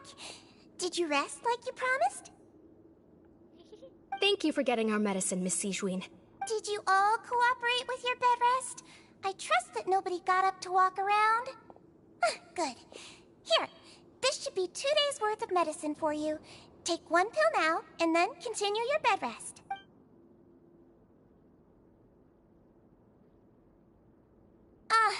Miss Lorvine, I left in a bit of a hurry just now. Do you still remember if we discussed the color of the pill that you should be taking today? I remember. You said it should be yellow. Yellow, huh? I understand. These are yours. Please, make sure to go to bed early after taking them tonight. You'll benefit from a good night's sleep. All right, then I'll also be on my way now. I hope you feel better soon, too. Thanks. See ya! I'm going to fill out your medical record now. You're widely known as the Traveler, right? I just want to double-check a few details, if that's all right with you. She's so cute. I keep saying that, but still, she's adorable. Those two made quite the commotion just now, so why don't we let the Traveler rest? Paimon can answer the questions instead. So her primary symptoms are abdominal pain, with secondary symptoms of nausea. Is there anything else? All right then. Is there anything we should know besides to take the meds? No, her base constitution is quite good, so I'm sure she'll recover quite quickly after taking the medicine. Please, make sure to stick to bland or less stimulating foods. And don't stay up too late at night. I wish I could take that advice. Got it! Paimon will hold the Traveler to that for sure.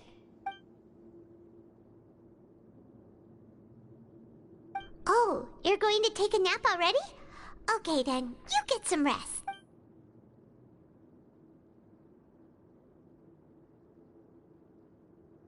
However, you can still get We've been to lots of places together. She may look a bit under the weather now, but she's actually super strong. Oh, so you're the best of companions. Well, don't worry, she'll recover soon. Companion, that word brings forth a wave of comfort. You're awake! How do you feel? You slept for a really long time, but we never left. I feel a lot better. Thank you both. Well, now you can go back without a worry in the world. Remember to take the meds regularly, and don't forget, bland foods. Thank you, Miss Seashween.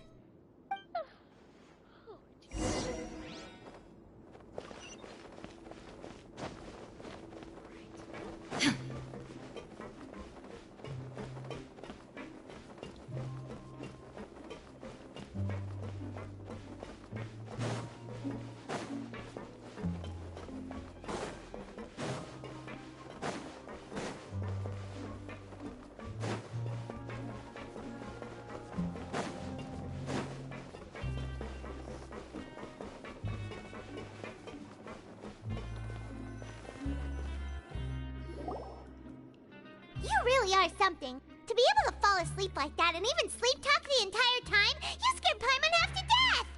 Did I say anything I shouldn't No, but you kept mumbling things along the lines of, Pyron, don't take my grilled fish, and put down the Adeptus Temptation now! Paimon talked with Sijwin the entire time you were asleep. She seems like she's just a sincere nurse, and Paimon didn't notice anything unusual in the room. Are you sure we're not going off track with the infirmary?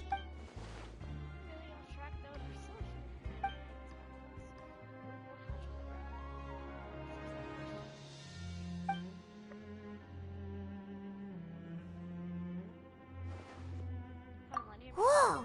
You really are super thorough!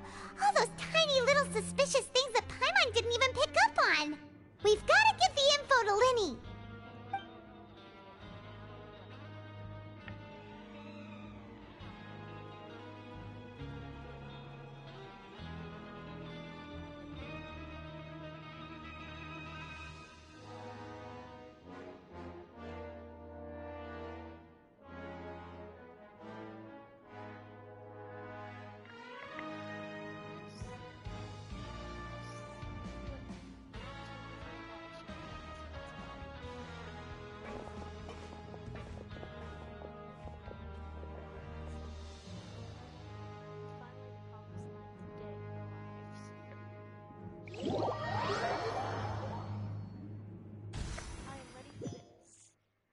Today's the day! Let's go meet up with Linny!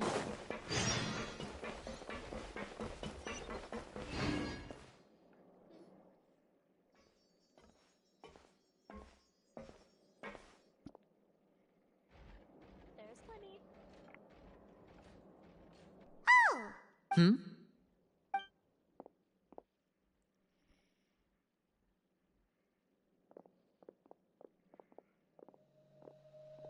Did you two run into any trouble over the past few days? No, we just worked our shifts according to the schedule. Nothing weird happened. That's good. That means you didn't raise any suspicions when you infiltrated the infirmary. We've taken a look at the slip you've sent. Fremine successfully left the grounds via the pipes 2 days ago, and as of last night, Lynette has also infiltrated the infirmary after faking an illness. Wait, why is she getting involved as well? You already went above and beyond when you scoped out the infirmary. To put it more bluntly, even if we were to view that as something you did in exchange for Fremine's help, you've already done more than enough. Infiltrating a guarded stronghold is a different kind of job from a one-off investigation. We want to avoid using the same faces over and over and reduce the amount of suspicion that will fall on any given person. Lynette also felt like you have already taken the first step for us, so she should be the one to finish the job. So that's what Lynette thinks. Oh, Paimon hopes everything's going well for her. Then, let's go check on Lynette before Fremine returns. If everything went well, then she should be wrapping up her investigation right about now. Is now really a good time to go over? According to my observations, Sijwin always spends around half an hour away from the infirmary right before lunch. Lynette knows this as well, so this should be a good time to meet up with her. Also, I'm her brother, remember? It's only natural for an older brother to care about his younger sister's well-being. Okay, then let's head over right away!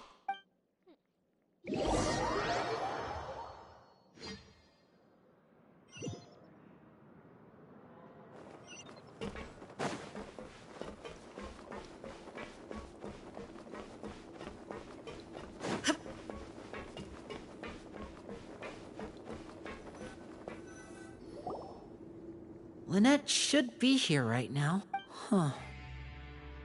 Strange. Lynette?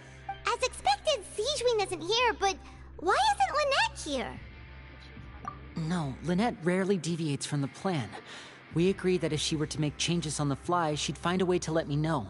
Unless... Let's see if there are any clues around here. We can look while we wait for her. Who knows? Maybe she'll be back soon. Okay.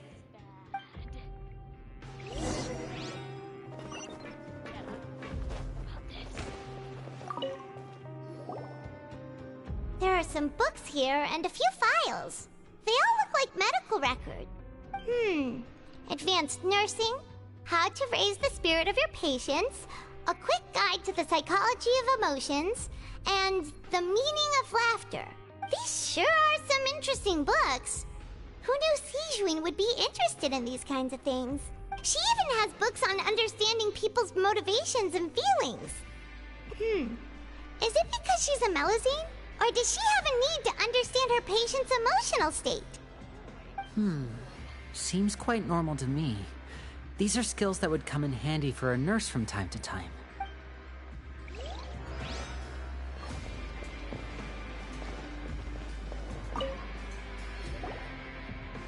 None of the beds have any signs of having been slept in. Except that one over there. That's the one Lynette must have used, right? You said she was pretending to be sick. She would have said her migraine was having a particularly bad flare-up. Generally speaking, the head nurse would then ask her to lie down and rest, while she left to retrieve the medication.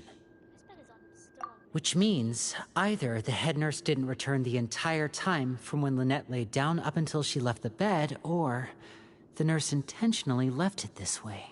Oh no, that's not a good sign.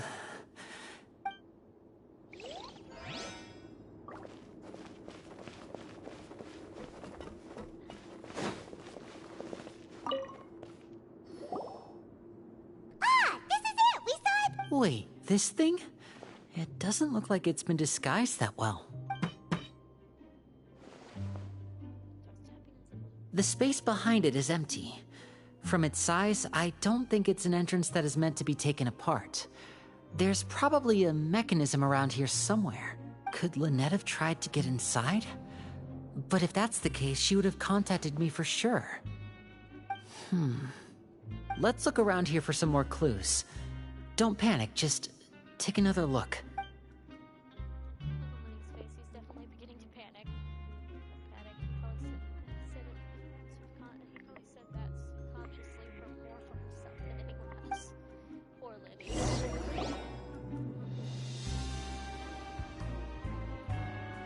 Hey, you guys, there's a slip of paper over here! A slip of paper? It's right over here, and there's a bunch written on it too. It reads, "Out of respect for your usual practices, I'll use a piece of paper or card as the medium to pass on my message. You may consider this as me giving you my best regards." This is... Is that all? Is there anything on the back? The back. This... Show me! Now! That look on your face. Paimon's reading it now. Would you care to guess where Miss Lynette of the Fatui could be right now? Oh no. No. Could she have? Is she already? Oh no. Wriothesley. Did he deliberately leave the infirmary unguarded to use it as bait? Oh no. Wait, you mean he was aware of our goals from the very beginning? But why? We didn't run into any trouble last time, and he also never reached out to us since. Why would he choose to act during our second infiltration attempt instead of the first? Yes, that is a crucial question. Wriothesley, he doesn't do anything without a clear goal or reason. So this means he had no concerns about your activities from the very beginning. You're not from the same camp as us. You were sent down here by Nervulet, so you have no conflict of interest with Wriothesley. We're a completely different story, though. Why'd he only go after Lynette? I'd like to know that, too. Why did he only go after her? Don't panic. Just think everything over. I have to stay calm. This is not like what happened last time. The situation's different now.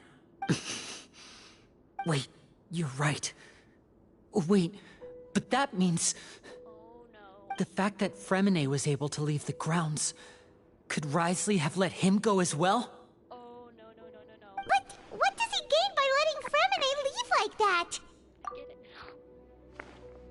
He deliberately made them both disappear.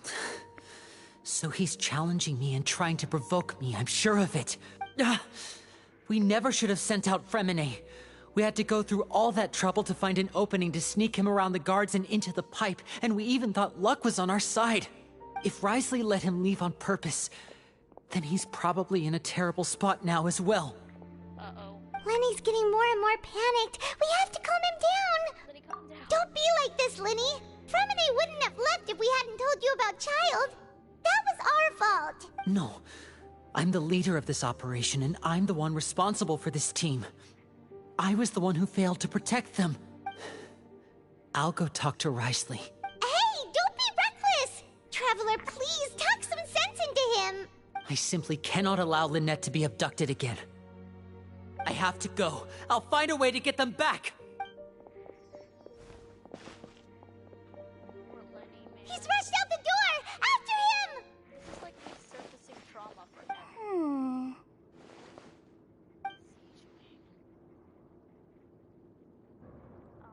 Right. I feel like we still have some room to make changes on these details.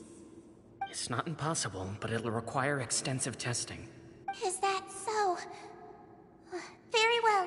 Then please be mindful of the time. Huh? Exactly. Is someone? Pack everything up. Whoever's outside is eavesdropping. They'll probably come in once we stop talking. Siege wing. Someone! Please help! She's sick! Siege wing, you. Whoa, are you okay? These two. As expected, what a delightful turn of events. I like smart people, but I also like playing dumb. I like the feeling of being trusted. Oh my! What's wrong, little one? There's no need to panic. Take a deep breath before you begin. Being able to read human expressions is quite the useful skill. Of course, it's the little cute one that we had. Lenny! Wait! Oh crap, now we have to... It's no use. We have to catch up to him.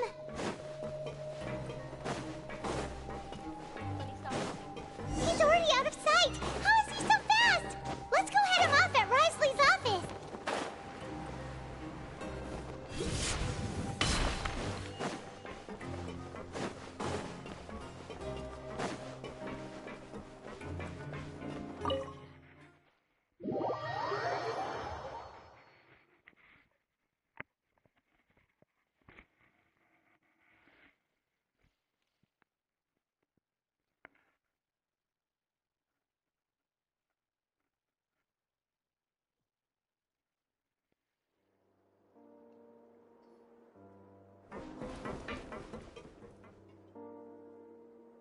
Come out and face me, Risley! Aren't we at an administrative office space? Why don't you at least try to follow even a couple rules from the fortress's indoor management regulations? What did you do to my sister? I ran into the young miss at the infirmary. I'd heard that she was suffering from quite the migraine, so I decided to invite her over for a cup of tea. I do have some teas in my collection that can work wonders against such an illness. Stop joking around! Where did you take my siblings? I have also heard that your performances are quite the spectacle. Miss Lynette would sometimes enter a box filled with water, only to emerge the next second from another place altogether. Maybe she'll appear behind you right now if you were to turn your head. Is he trying to trick me into turning my head? No, he's probably not looking to attack me right now. All of the hostages are in his hands, and he's even in the mood for small talk. That means Lynette is probably still alive. You knew we were investigating the infirmary from the start, so you deliberately aroused the Traveler's suspicions and baited us into continuing our investigation, just so that you'd be able to kidnap Lynette. As for Fremine, no, you probably didn't even interfere with Child's escape. You let him go, so you could purge the Fatui members that we had planted into your ranks. There was no need to do so. The Fortress of Meripede is a pretty pleasant place. Most people enjoy their lives here.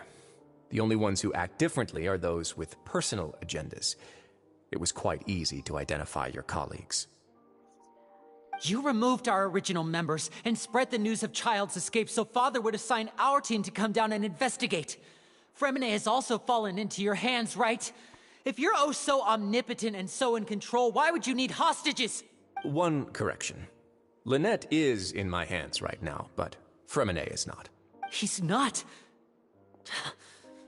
What do you really want? Lenny! Oh, wonderful. Everyone is here, so I'll only need to say this once. Thank you so much for cooperating with me. Where are Lynette and Eager and to the point, I see. Alas, only Miss Lynette is currently having a cup of the fortress's finest tea. Although, as per your original plan, Mr. Fremenet should also have returned to the fortress by now. But he has neither shown up within my gates, nor has he been taken into any kind of custody. So where do you think he may be right now? Wait, you can't mean you locked him outside in the sea? I closed the fortress's gate to the outside world. That's all. Fremenet's a star diver, so he should be fine, right? No, we're still here, so he definitely tried to find a way to come back for us. So we can't assume he might have made a break for the surface. But why would I do this, you may be asking? To have an audience with you, of course. My intel tells me that Mr. Linney is a great magician, so it's only natural for me to want to have some cards of my own when it comes to negotiating. Besides, I do recall you mentioning to Miss Lynette that you've always wanted to have a face-to-face meeting with the Lord of the Fortress of Meripede, regardless of whether it was in a personal or a professional capacity. Well, you got your wish. So, you've been keeping tabs on us before we even set foot in the fortress. Some of my folks just happened to hear a thing or two, that's all. In any case, I will be straight with you. I was willing to play dumb and turn a blind eye, so we had a pleasant few days playing games together here. But once you started focusing on the Forbidden Zone, all of that changed. Mr. Linney, the cards are stacked against you right now. Miss Lynette is in my hands, and Mr. Fremenet is still slowly being pickled out there in the brine. You know just as well as I that he cannot last out there forever. You need do but one thing to guarantee their safety. I would like you to contact your superior, and ideally invite her over for a cup of tea with me. You want to see Father? But why should she bother giving you an audience? Well, if she cares for the well-being of her dearest children, she should have plenty of motivation to join me for a parents' evening. I've heard that the bonds between the members of the House of the Hearth are like the bonds of family. I don't see why she would refuse. Why did you think Father sent us to handle the Fortress of Meripede? This place is basically a no-man's land. It wouldn't be fitting for anyone as important as a harbinger like Father to come here in person. Oh, I see. So it's because she doesn't care for my place here. That's such a shame. After all, I've amassed quite the tea collection. I was looking forward to sharing it with her. Both Monsieur Neuvillette and Lady Farina have already received many samples as gifts. Was this the extent of your master plan to get to Father? No matter how much pressure you may put on me, I won't allow you to use us to blackmail her. You people really are difficult to get along with. All I'm asking for is a face-to-face conversation. Does she truly have no interest in the fortress's secret? Mr. Linney, you have one last chance to invite your father here. If you refuse... Linney! Instead of asking why I'm doing this, why don't you try to see things from my perspective for a second? From the very beginning, the Fatui has been actively infiltrating my fortress. I gave you a warning by cutting off the first few operatives I found, but that only caused you to double down. Had you given up on the fortress then and there, I'd have no reason to want to talk. Mr. Fremenet left the fortress on his own, and Miss Lynette tried to pry out my secrets right in front of me. No matter how you look at it, the responsibility for this falls on you. I shouldn't ask Father to do anything because of us. 6, 5... Wait, 2. Time's up. It really is a shame, Mr. Linney. Risley! Negotiations have broken down.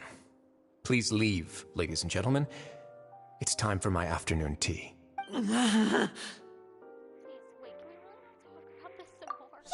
listen to the Traveler. If you can't talk to Linney, can you at least talk to us? You do realize that I'm only letting you go because of Neuvillette, yes? You're here helping him out, and I've already done my best to stay out of your way. But that doesn't mean you can just do whatever you want. The fortress may be small and remote, but it still has its own set of laws. Then how about this? Those who are capable deserve respect. You've spent quite some time investigating my home turf by now, so why don't you tell me a thing or two about what you found? I'll ask you 3 questions.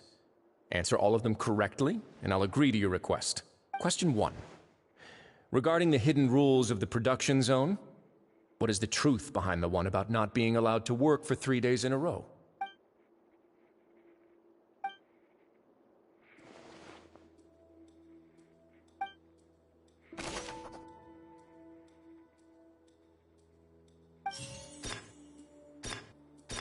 The research note said that the Melusine race perceives the world very differently from humans. The Fonta promoter has been struggling because he doesn't... I've been told that the infirmary is always empty for the half hour just before lunch. We often see Miss Sijuin observing the prisoners at work near the productions. According to Collins, the Pancration tournament only took place because... The Fonta promoter has been...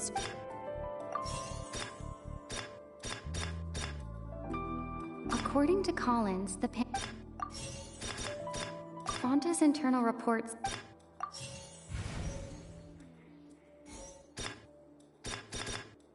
I've been told that the infirmary is always empty for the half hour just before lunch. I've been told that the infirmary is always empty. Fonta's internal report... We often see Miss Sijuin observing the prisoners at... According to Collins, the Pancration... The research note said that the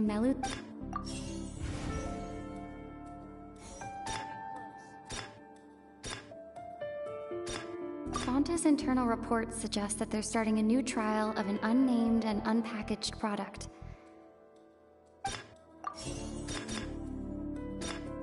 I've been told that the infirmary is all...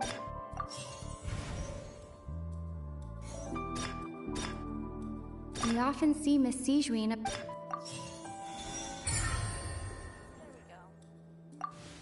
So that's what's going on. Paimon understands it now. Who would have guessed?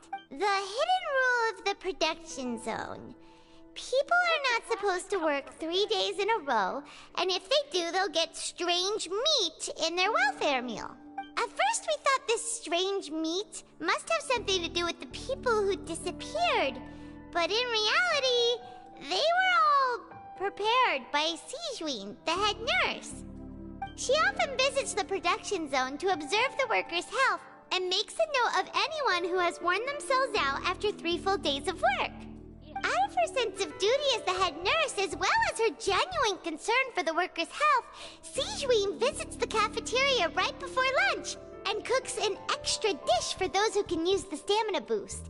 Sijuin has only the best intentions with her surprise gift and doesn't want anyone to find out about what she does. However, unfortunately, Melusines as a race perceive the world differently from humans, and their sense of aesthetics is even more alien to us. The recipients of her lovingly prepared special meals cannot taste the care within and usually just freak out. Are we on the right track? Not bad. You've uncovered Sijuin's secret and even guessed her intentions correctly as well. It's nice to know that her efforts have not gone unacknowledged. All right, now for my next question. There are also some hidden rules in the Pancration Ring, including the one that you're not allowed to support both sides of a fight. Why is that?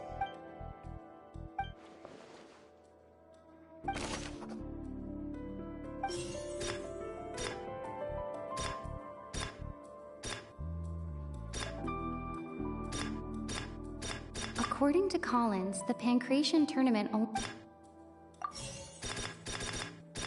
The Fonta promoter has been struggling because... Fonta's internal report...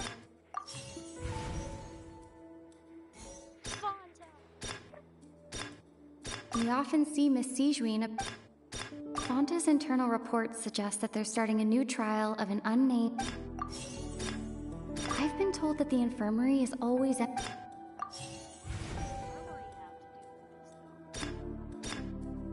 The Fonta promoter has been struggling because... Paimon gets this rule afraid of. That hidden rule of the pancration ring is about how, people are not supposed to bet on both boxers at the same time. And if they do, they'll receive a package containing a strange, blood-colored liquid. People get scared when they see it because they've subconsciously begun to associate it with the missing boxer. But really, it's just a bottle of the latest yet-to-be-named and packaged new Fanta trial product. A blood-red drink. It's no wonder even Fanta's own staff were questioning the company's decision-making. The company, facing backlash from its own staff, decided to try to trial the product on a smaller scale to see how it might be received by customers. Okay, now we're getting too real. They came to the fortress of Meropide and offered to sponsor the pancration tournament so they could push their new product. But the Duke completely refused to even entertain the idea. The Duke, knowing how valuable coupons are in the fortress, knew that only total idiots who didn't understand their true value would bother buying a Fanta product here. And so, only those who proved their stupidity by being dumb enough to bet on two opposing sides of the same match were selected to receive the drinks. I acknowledge the effort you've put into bringing the truth of this mystery to light. Although, based on your description, that Fanta promoter is a bit too careless in his words. I may just reconsider my collaboration with the company. All right, and here's the final question. What's the secret behind our head nurse and all of her patients in the infirmary? Stop your cruel and pointless games, Risley! You know that we haven't finished our investigation, so there's no way we can answer the last question. The thought of sparing Lynette and Fremine never even crossed your mind! Lenny! You'll pay for this! Lenny, are you alright? Oh, close one. I owe you, Sigewinne. That was a fantastic shot. It was nothing, Your Grace. Sigewinne? Though this gun may look like a toy, it's actually fully functional, as I just demonstrated. Sigewinne... You... Are you as accomplished in all this? Not at all. I am merely a resident of the fortress, and thus protecting it is my duty. When Monsieur Nervillette asked me to come here, he told me that my job would be to take care of the well-being of everyone here. I am merely discharging my duties. But if you mean what you just said, then isn't Linny someone you should be looking after as well? Isn't he a resident here just like the rest of us?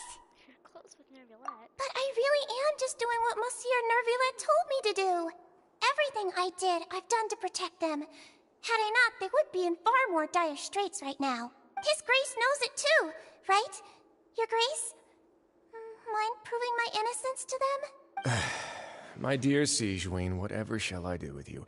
Would it have killed you to just wait another minute or two? Well, it's nearly time after all. The way you do things can be truly frustrating sometimes, Your Grace. I figured I should try to talk some sense into you. What are you talking about? What time? Take me if you want. Let them go. How touching. Can you just give me one more minute? Don't be like that, Your Grace. All right, everyone, calm down. 2 more visitors will be arriving any time now. I'll go get a cup of tea. Miss Sigewinne, I leave Miss Lynette in your care. You... What are you doing? I believe I hear footsteps.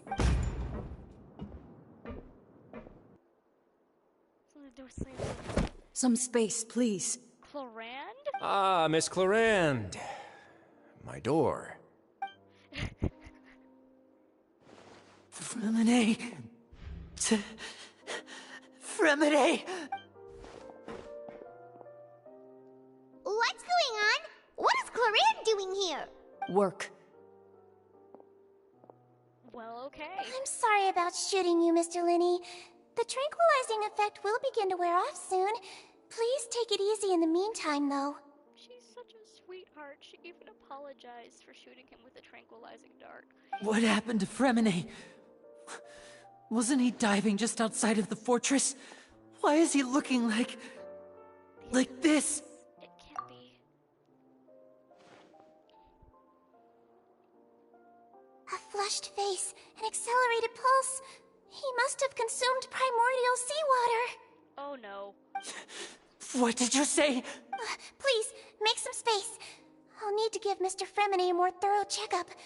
Your Grace, I'll leave the rest to you. I'll talk to Clorand while you get Fremine to where he needs to be. Everything else can wait. Not the seawater.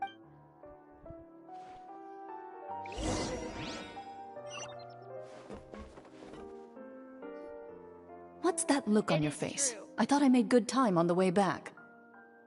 Oh, I'm just admiring your punctuality. Had you arrived just a few minutes later, Sigewinne may have been forced to shoot Mr. Linny again. How's the situation out there? The water has changed. It's pretty much as expected. The concentration of primordial seawater has increased significantly. I was only out there a short time, so it wasn't too bad. But if one were to stay for any significant amount of time... well, you can see how that boy's doing. Where was he when you found him? The abandoned zone at the end of the pipes. A good distance into the water. Closer than I thought. He must have recognized it early on and tried desperately to swim back. Locking the door was necessary. I don't think we could have saved two. Well, I did try to convince him that I had my reasons. Never seems to work, though. It would probably work on Neuvillette. He has a knack for picking out who had good intentions, even when the outcomes were all terrible. It's a bad sign if you're having to plead your case to Neuvillette. Want some tea? Not particularly. If you want to drink some that badly, just say so. Fine, I'd like to get some tea. Want me to get you a cup too, since I've already made it? Might as well then, I suppose. Actually, do you have a towel? I would like to dry my hair. Wait, hold on. Her hair looks perfectly dry.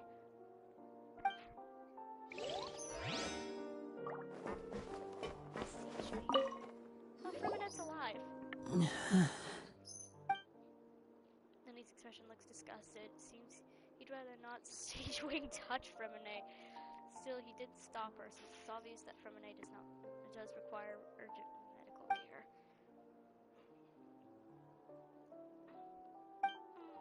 How is he? These symptoms are probably caused by an acute ingestion of a large amount of primordial seawater. Still, his condition is not critical. Of course, it would be best if he stayed for further observation. Let's leave him here for now, and move him to the infirmary once he's recovered a bit more. Sorry. I am aware that the infirmary may not be your favorite place in the world at the moment. We do only have a single clinic in the fortress, however. Why would he ingest a large amount of primordial seawater after leaving the fortress? How could that possibly happen? Please, look after Mr. Fremine for the moment. I'll go fetch some medicine and a respirator. Oh, I'll bring Miss Lynette back with me. Where is she? How is she right now? Oh, she just took a nap in an empty room after I tranquilized her. If my calculations are correct, she should also be waking up right around now. You might not believe me, but His Grace and I actually made some snacks and tea for her. Lenny's finally beginning to stop tensing. The muscles on his face, it seems he trusts what Sigewinne said. Boy, this has been a wild ride. Linny, are you okay? I'll be fine. They're all here now. Don't worry about me. I want to give him a hug. Are you sure? You don't look alright. My hands and feet are still a bit weak, but that's probably just the residual effects of the tranquilizer shot. I'm back, everyone. Lenny! Oh, Traveler, Paimon, you're here too. Fremine? Is he... He'll be fine. But for now, please help me lift him up. You'll immediately come to lift Fremine up with it.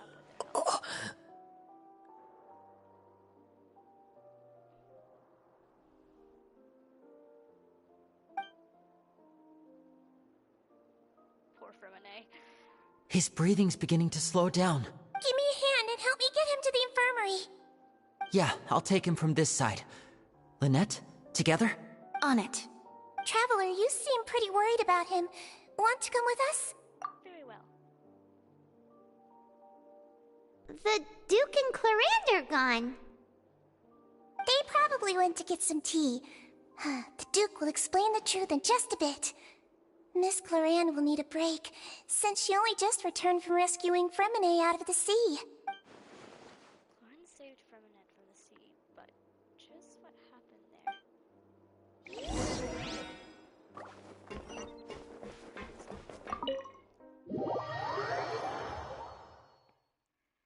Man, this has been crazy.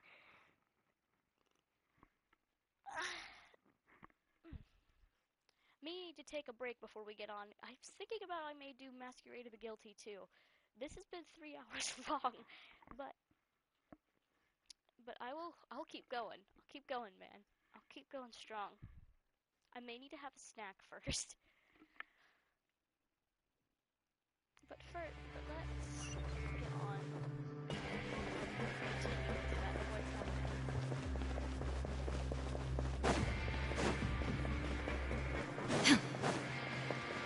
So this has been a very, very wild ride. I don't even know what the other one's gonna be like.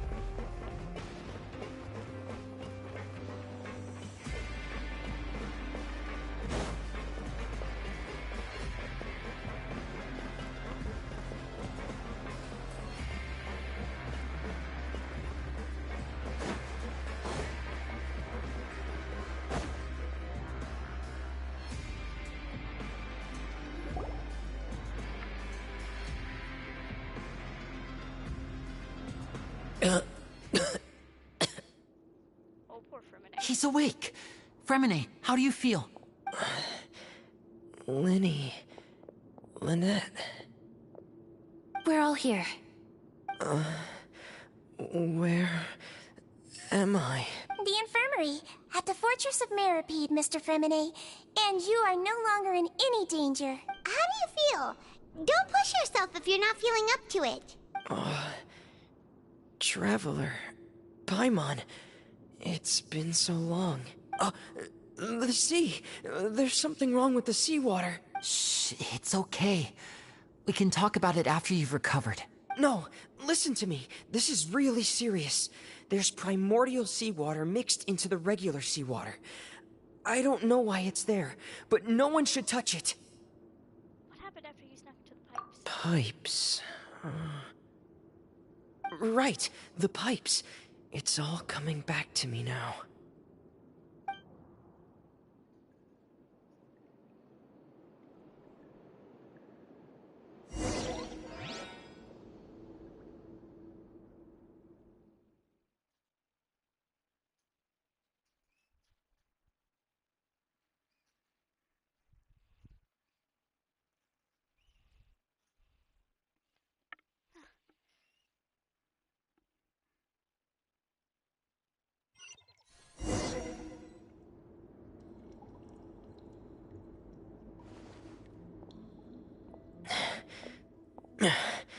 I'm in. Seems like this pipe hasn't been used in a long time. It looks abandoned.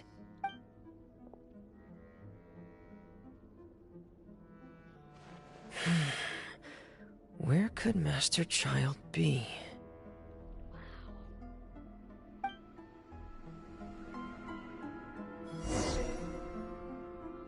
Oh, look at that. We're taking Freminette's space.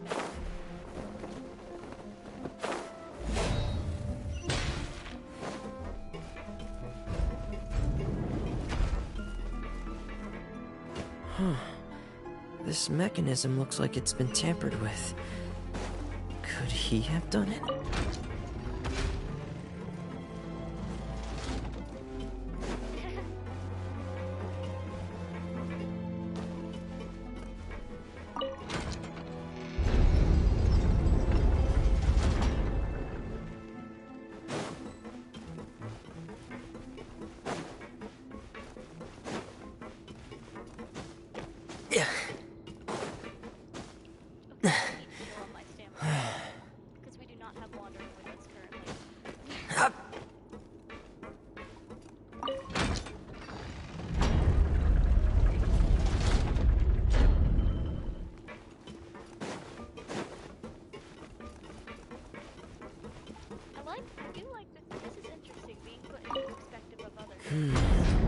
getting stuck on something.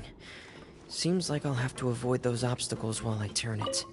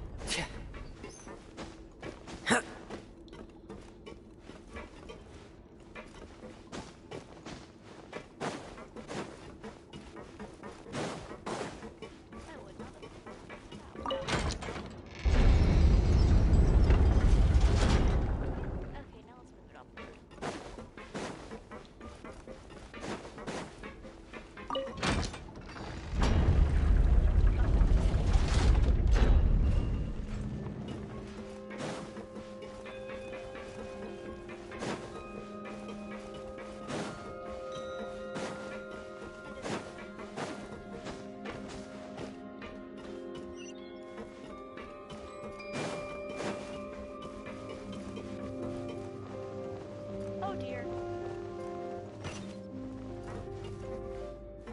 How did I not die to fall damage there? This is where the water starts. Okay. Master Child probably dived into the water. I'll go take a look as well.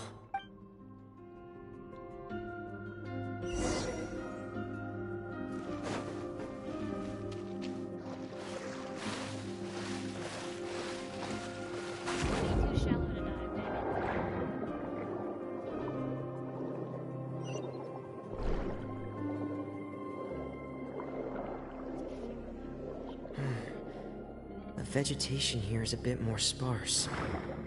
These traces aren't natural. A person must have left them, and recently. There are traces here too. I need to keep going.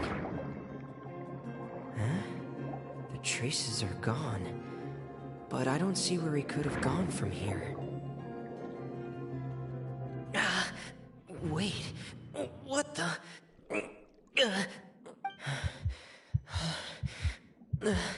My heart is racing, and it's getting harder and harder to breathe. What's going on? No good. I have to get back. They still don't know anything about what's going on. If I turn back right now, I should still be able to make it.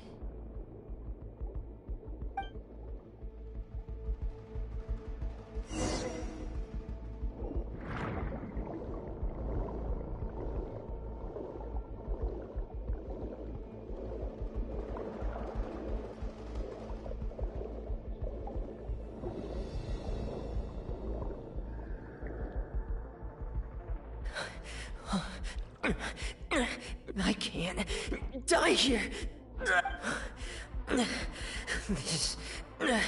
This is bad. I'm feeling worse and worse, and I'm still underwater.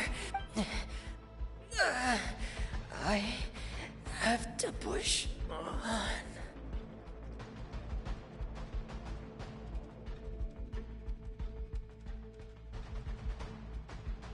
Dear God, that's terrifying. Can you imagine being put in that situation?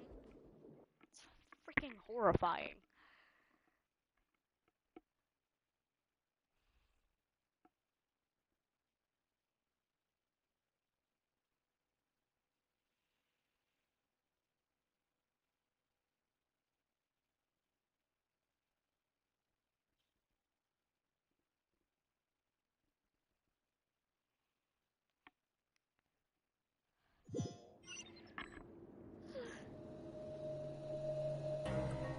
Another reason to not like the beach. Yeah, we didn't have 1,000 already. So, in other words, the trail you were following vanished, and you had no idea where Master Child could have gone. But there was also no obvious place for him to have disappeared to. Mm-hmm, that's right. I tried my best to swim back, but I had already put some distance between myself and the fortress, and I just couldn't find the strength to keep going. I probably passed out some time after that, and you know the rest. Miss Clarande brought you back, but we also don't know why she just suddenly appeared at the fortress, or why she went out to save you. Miss Clarande, you say? I must go thank her in person. You're still too weak for Monet. You can go after you've had some more rest. Miss Lynette is right. I believe Miss Clarande will stay here as a guest for another few days, so there's no need to hurry. A guest? Then I can assume Risley was the one who invited her to come down here? You should ask His Grace about that. He'll be able to explain better than me. Yeah, it's about time he actually told us what's going on. Wanna come with us, Linny? No, please go on without me. I don't want to leave just yet. Linny. The logical part of my brain is aware that we're safe right now, but I still can't bring myself to leave. Both of you are just in danger. Understood. Then let's just sit together for a while. In that case, I'll leave the infirmary to you. The Traveler and I are going to head out for now. As long as you stay in here, I don't think you'll be disturbed. Thank you.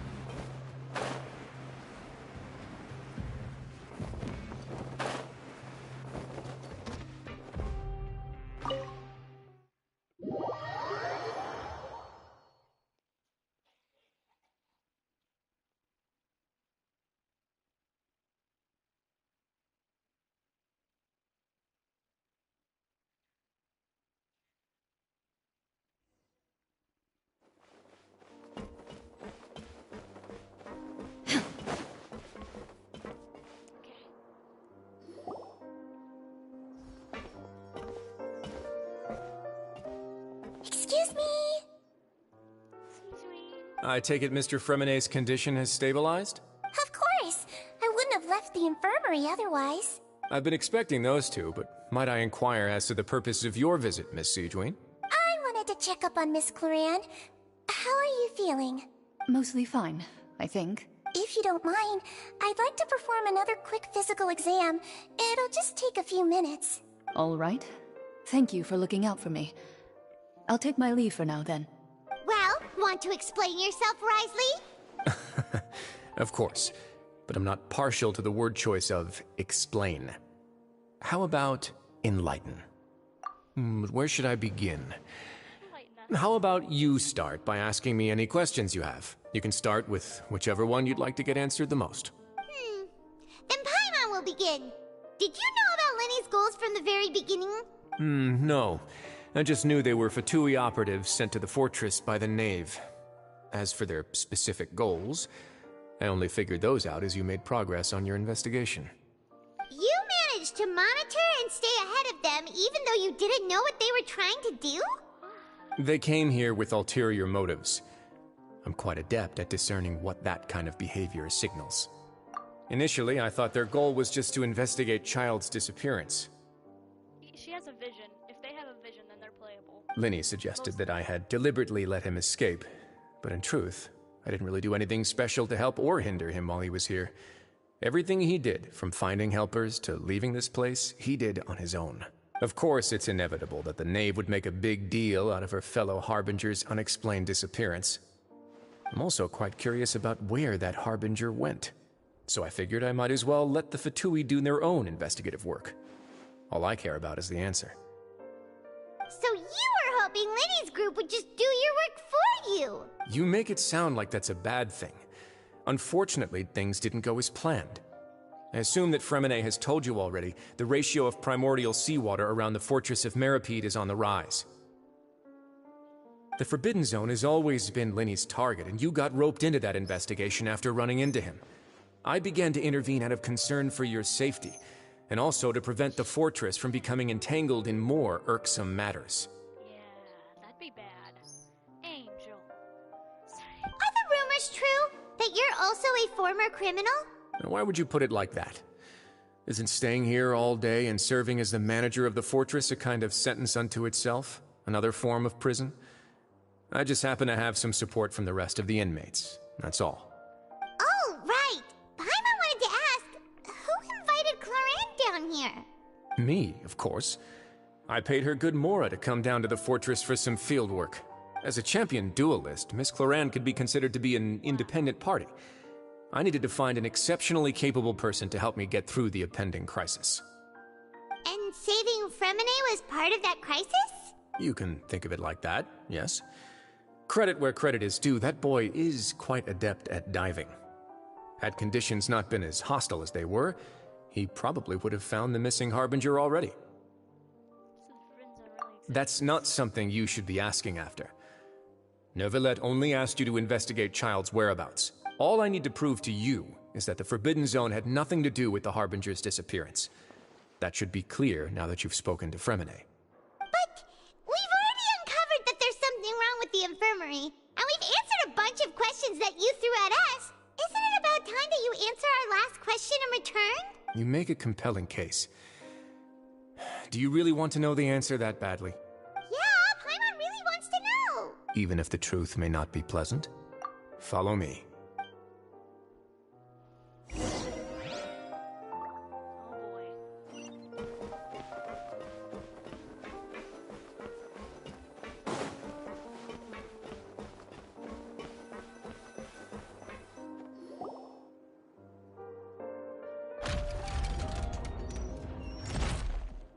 Whoa.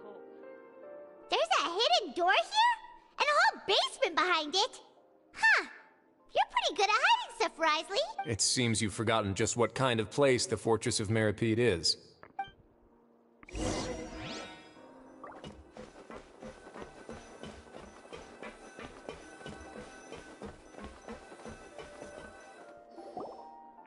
Stand on the central plate. Wait, is there a secret mechanism or... Whoa!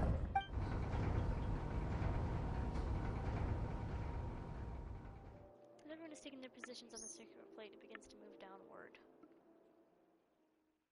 I have a bad feeling about this, too.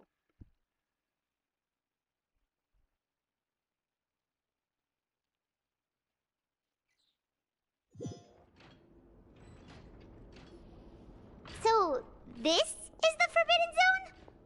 Honestly, for a place so well hidden, Paimon sure doesn't see anything special. What a huge door! There are 3 such isolation gates in total. Generally speaking, I'm the only one who's allowed to go inside. Hence the name Forbidden Zone.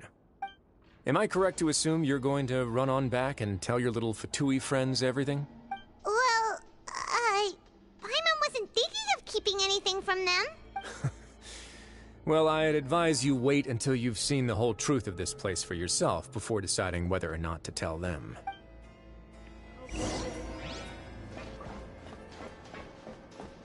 Oh, look, I have to be the trap.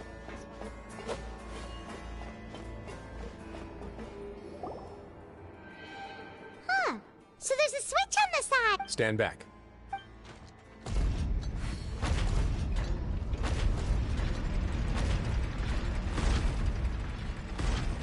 Whoa! They all just went up one by one! Go on, have a look.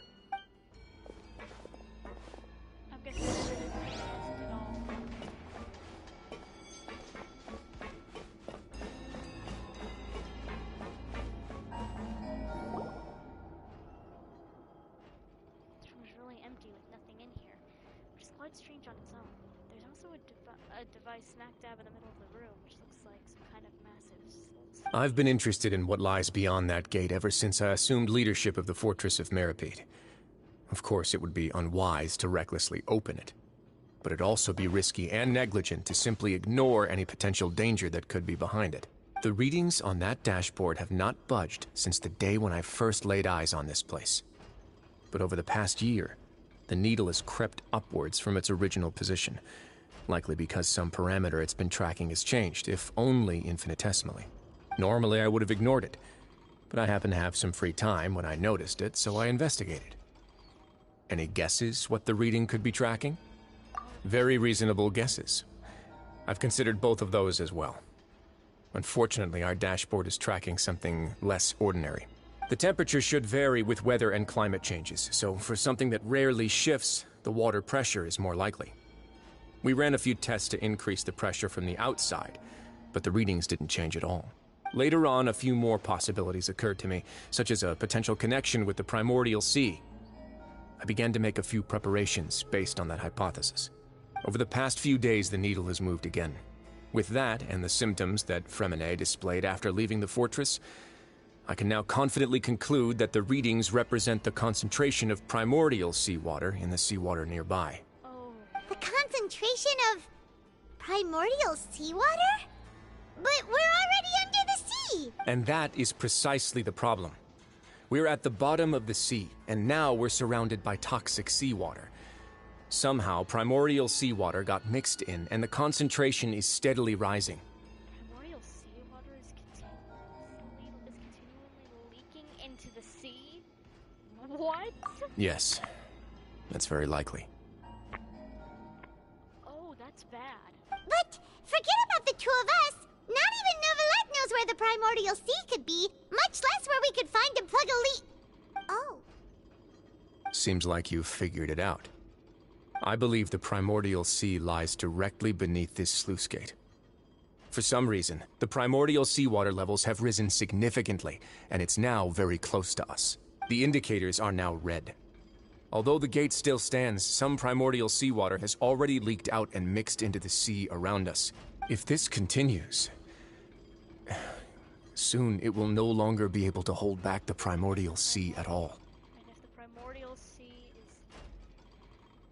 And if the primordial sea is leaking through, if this gate falls, all of Fontaine Yeah, will you know what the legends say. If this place falls, then everyone in Fontaine will be turned into puddles in the span of a night. Oh no. But that's just too weird! Why would the Fortress of Meripede be built right above a sluice gate for the primordial sea? Who built this place anyway? Your expression tells me you think this might be part of a vast, complicated conspiracy. To be honest, you might find the actual answer may be exceedingly boring. It's just that the secret of the Forbidden Zone had been long forgotten by the nation before I rediscovered it with my research.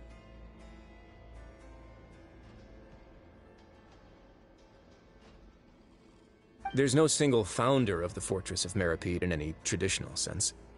What we know about its history has been left to us by the people who used to live here.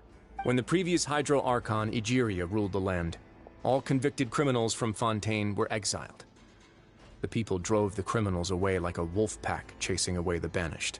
Egeria.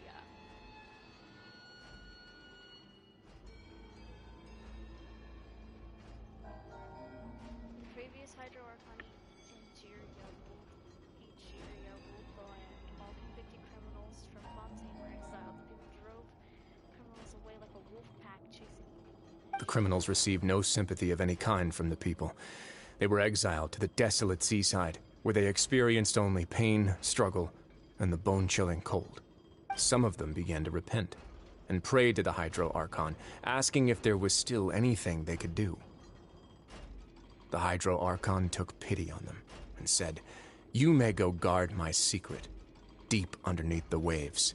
And so, leaning on the power of the Hydro Archon, they gathered underneath the sea and began to build a fortress. They became a community down there in the deeps, and over the years helped it to grow. As the number of exiles increased, more and more people joined the community. When the first group of exiles died, they left the yet unfinished fortress to their successors.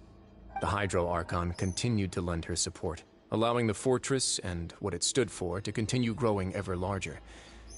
Before long, this dark underwater fortress became the sinner's only home. And with that, the people here stopped referring to the fortress as a prison.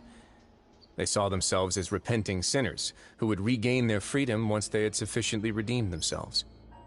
But as time went on, people also realized that the fortress was a lonely place. Once they had gotten used to life here, they could no longer feel comfortable living in the overworld. Once they had finished serving their sentences, some people left and some others chose to stay. They'd find some idle position and let their withered souls fade away with the ancient secrets of the past. After many, many centuries, few people still remember the reason for the fortress's founding. Now they just see it as an integral pillar of Fontainian society, as the place where criminals deserve to be sent. Now and again, researchers manage to break one law or another and live out their days in the fortress. I learned all this from an elderly historian. Everyone else just thought he'd made it all up. But now you know every part of that history is true. Indeed. It's just as the prophecy says. If this gate fails, then everyone will be dissolved into the sea. To be frank, not really. But sadly, that hasn't stopped this prophecy from proving all too accurate. Prophecies are troublesome things.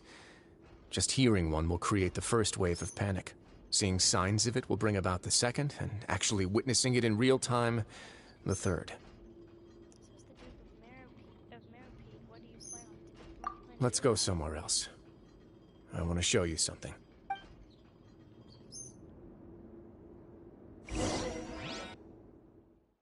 Primordial Sea, the Hydronosis. If I didn't think this was if you guys didn't think this was interesting enough, it got more interesting. Look, I don't even know. This is it. This is insane. Your Grace, perfect timing. The results from our last round of experiments have... Wait, Jurier, he's not alone! Huh? Lorvine and Jurier? No need to panic, you two. I've already told them about our plan. What? After you warned us not to tell a single soul about any of this? I'm skeptical as well. The results speak for themselves, don't they? These two may already know more than you could ever imagine. All right then, if Your Grace insists. They seem harmless enough, so I'll trust them for now. Well, how about some reintroductions? This is Jurier, one of the highest-ranked researchers from the Fontaine Research Institute. He used to work under Edwin. I trust that you've heard of Edwin? And who? Good.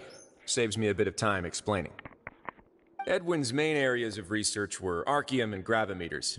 As his assistant, Jurier is quite familiar with them as well. I hired him to be my technical consultant. You want to blow up the fortress of Meripede? Ah, what a lovely idea. I'm already imagining it in my head. Gotta admit, I'm tempted as well. Guys, focus! Focus! That taskmaster over there is Miss Lorvine, and is also one of my technical consultants. While Jurier used to be Edwin's assistant, she used to be Jurier's assistant. Ooh, are they together? It's not necessary. See, everyone keeps asking this question. Are you too sure you're not a couple and just using your work as a convenient cover? Your Grace, I am not in a relationship with this man. If I dated her, I'd officially be madder than Edwin. Jeez, forget I said anything then. Follow me. Oh my god. Whoa, there's another door that goes right up. Your constant amazement makes it seem like the fortress can do anything. But Paimon really thinks everything's super cool. It's just a normal room. Well, let's spice it up a bit. And here you go. Whoa. What a huge ship? This is also a production zone that Paimon's never seen before. What's going on? How much do you know about Fontanian history? Not much at all. Well, then maybe you haven't heard the story of ancient Lemuria. To give you a quick rundown, Fontaine used to be ruled by the Lemurian dynasty. According to legend, the Lemurian king Remus came to this land after being inspired by divine revelation and found the seer Sibila, who had taken on the form of a golden bee. Taking the golden bee with him and riding on a huge ship, the Fortuna, he created his nation above the surging waves. He called his nation Lemuria and used the Fortuna to incessantly search for new tribes and islands, calling on them to join his empire. There's a ship in this story too? Where there's water, there'll be ships. People believe that hope can always be found at the end of a voyage. There's lore everywhere, man. It's all the lore. Do you believe that too? To a point, I think. As you've already seen, I have a whole factory's worth of labor, materials, and technology at my disposal. Certainly can't hurt to give it a try. So the moment I began to speculate that the Primordial Sea might lie underneath the gate, I also began this project.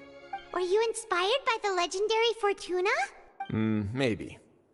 Fontanians need something to hold on to cope with the impending disaster.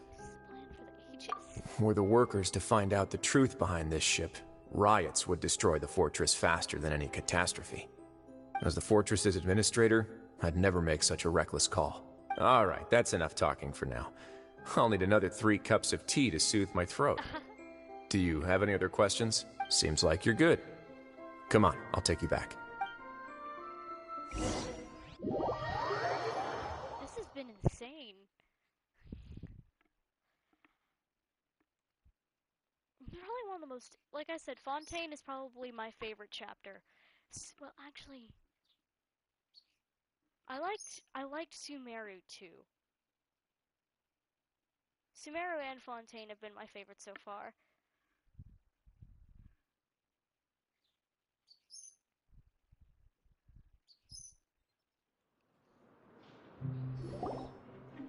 I'll leave you here for now. Oh, thank you so much. No worries. But don't forget, it's up to you whether or not you want to share what you just saw. What you do from here on out will likely affect those 3 as well. Means my actions will not decide the steps Lenny's group takes. In other words, if I want to tell Lenny the truth, I must make him understand that we cannot afford to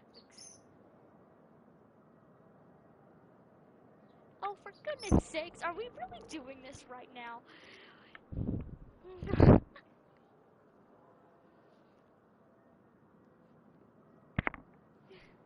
What? Are you rolling her into another room? There's a bird and she is screaming very loudly. Yeah.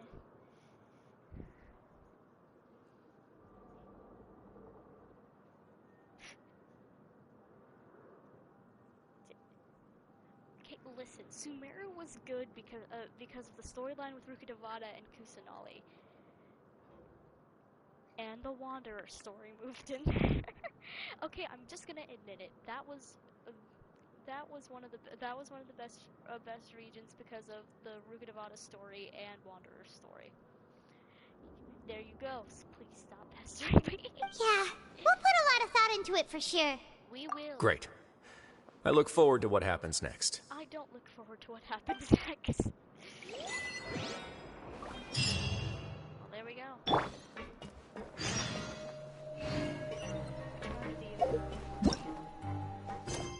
We're still...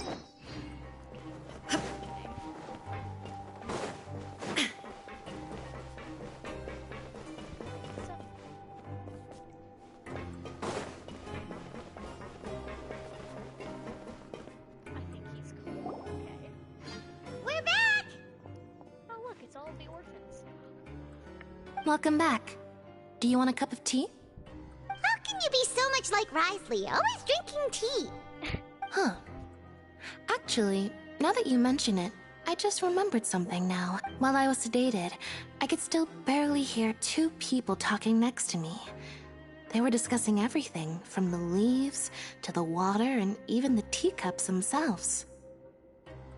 Must have been Wriothesley and Seishween. Yeah, I heard one male voice and one female, so it should have been the two of them. They really were just talking about brewing tea. I really can't make sense of this place. So, Traveler, Paimon, were you able to learn anything from Wriothesley? Yeah, he explained everything. Very well. Then, would you mind checking your answers against my speculations? Yeah, I took the time to rest, so I'm feeling a lot more relaxed now.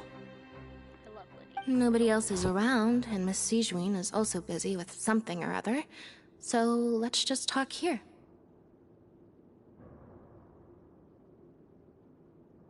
All right, then I'll posit my theories. I asked myself 3 questions. Firstly, why was Fremine affected by the primordial seawater? It was because he dove into the sea. My theory is, the long-lost primordial sea is probably very close to the fortress of Mirapede. Ooh, he's good.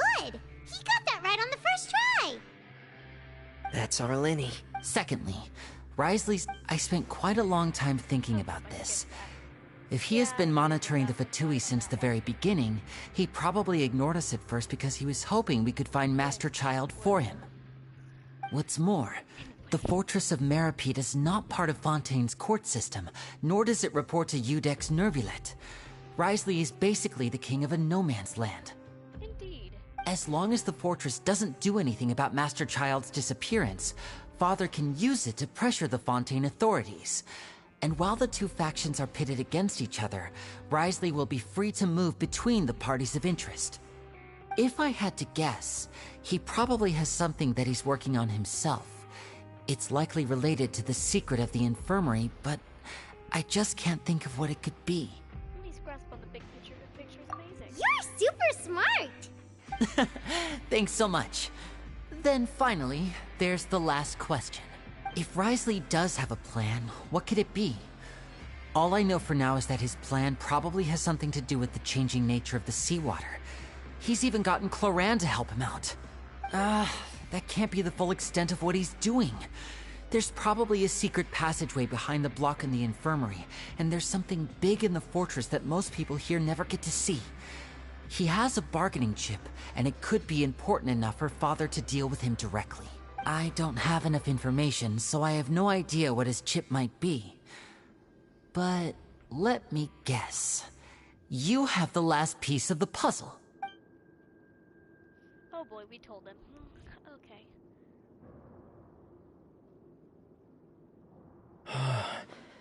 I can't believe it. The sea will engulf everyone. Just like the prophecy said. Could Wriothesley have wanted to meet Father to figure out a way to deal with this crisis? If you remember, I once mentioned that Father sees the House of the Hearth as her base of operations, and she truly wants to resolve the crisis. But how could Wriothesley have known that? Or perhaps he didn't know, and just wanted to bring Father over to his side? Which could be why he said he just wanted to negotiate. Yeah, that makes sense to me. I understand your concerns as well, Traveler. I'll figure out a way to pass this on to our father. No matter what, we're on your side. The two of you have already aided us far too much. We probably wouldn't be standing here right now if not for you. If you ever need anything else going forward, please come to the House of the Hearth at any time.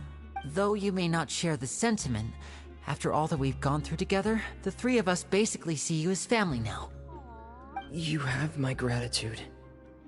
Thank you for protecting Lenny when it really mattered. And thank you for sharing the secrets of the fortress with us. We didn't think you were going to do it. Why are you being so formal all of a sudden? Given your strength, you might not need our help at all. But if you are ever in danger, we will try our best to protect you. Aw, the sound of that makes Paimon feel all warm and safe inside. What was that? Paimon's hungry. Oh, you've done so much already. Go get some food. Alright, then we'll catch you guys another time.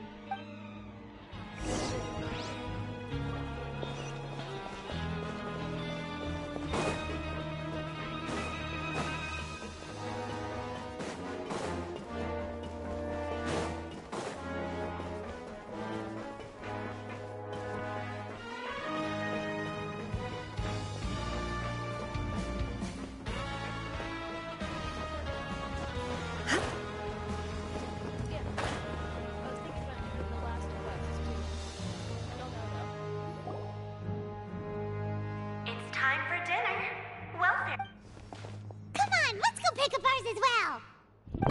Traveler and Paimon, over here. Are you here for dinner too, Miss Sijween? And I'm taking the opportunity to prepare Miss Cloran's dinner as well. Huh. You're right. She's actually sitting in the fortress cafeteria. What would you like to eat? Can we choose? Yep, you can. I've already talked to our chef, Mr. Wolsey. It's all on me today, so you can get whatever you'd like. Oh, the tastiest stuff you can offer. Me too! Don't forget Paimon! No problem. Just leave it to me.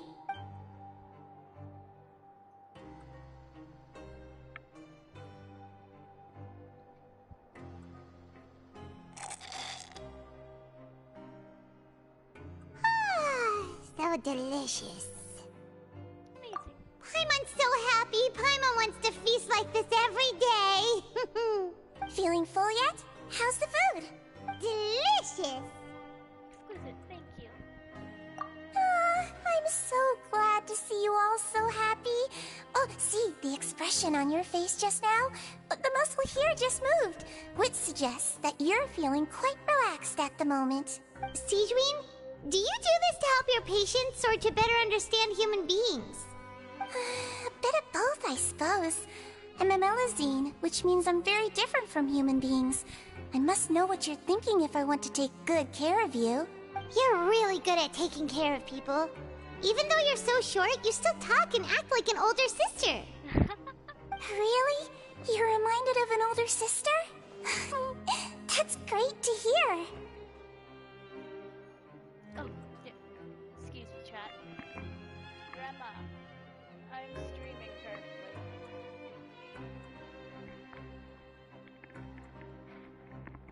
Alright. Oh, and what did you mean back in Risley's office? When you said that you were protecting Linny and his siblings as well? Oh, that. I just asked His Grace to look out for those children, especially that diver boy. I was getting a bit worried after hearing that something was wrong with the water. Thankfully, Clorand is very strong and managed to save him in the nick of time. His Grace also sealed the pipes after Clorand left, to make sure that Linny wouldn't impulsively chase after his brother. Although the path was blocked, we still stationed some guards there to stop anyone from approaching.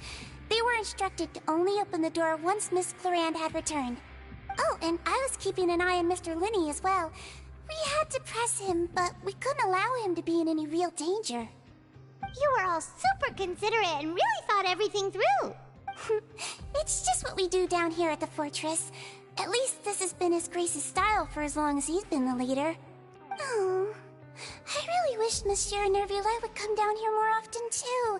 I feel like he'd like it here, with all the darkness and chaos. That doesn't make sense at all. It's hard to imagine Nervula outside of his office. Get a good night's rest, you two. You both worked very hard.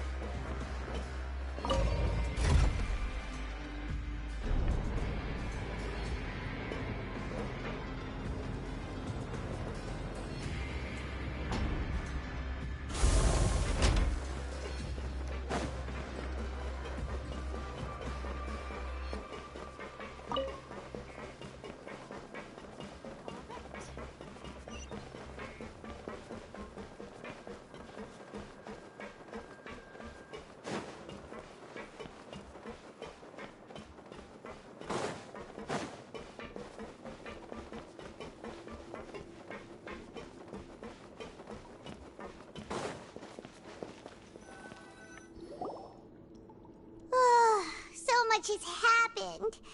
Paimon just feels absolutely exhausted now that she's finally relaxed.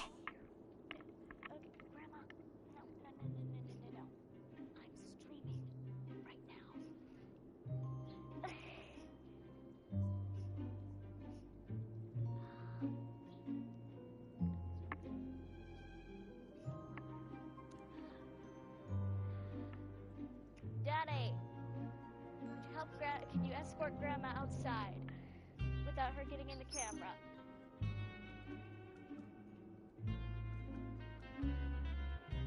Okay. I don't think she wants to be in the camera though.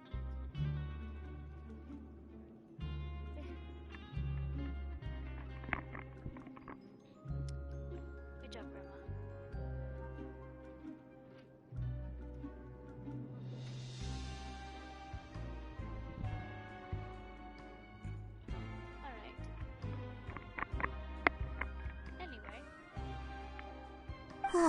Paimon's super sleepy.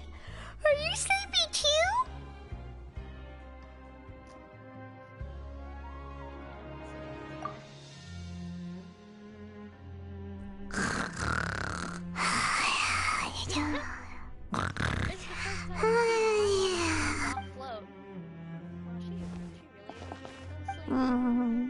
Delicious. Paimon wants seconds for free.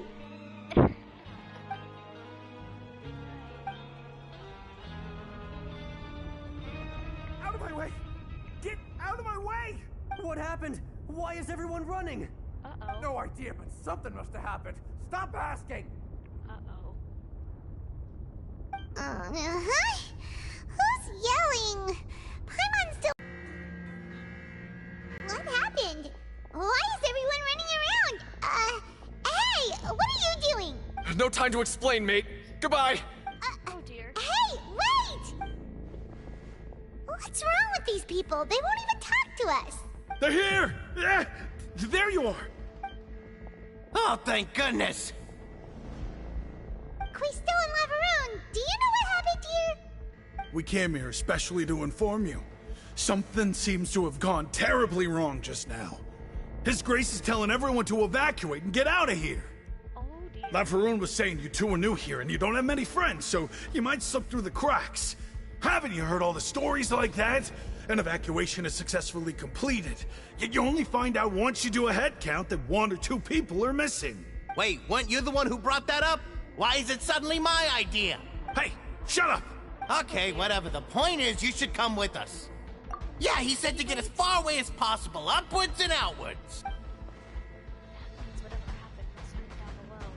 Oh no, is it the kid at the very bottom? It can't be that thing! Whoa, wait, what? What? Hey, where are you going? We have to go find the Duke! You two just go and get out! Go on without us! Oh dear. Hey, hey! Be careful! Things are escalating. Attention! Please evacuate upwards and outwards, upwards and outwards. If you're already at the topmost layer, then try to move as far outwards as possible.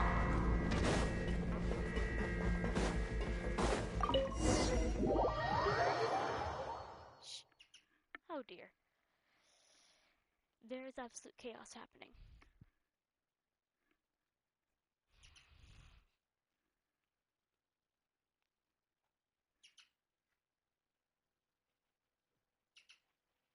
No, Angel.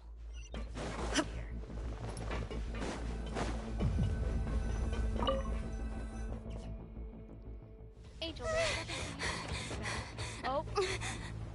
Cutscene time. They're here.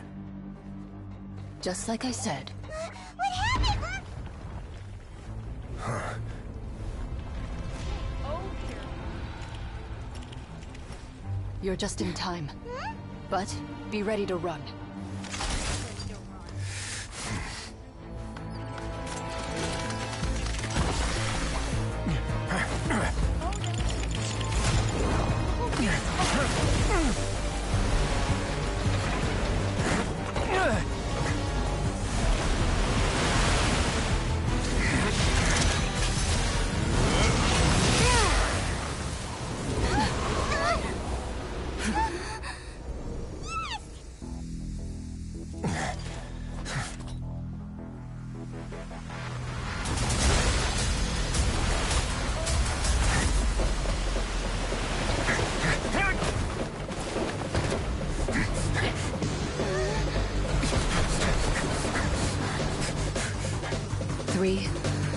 2, 1.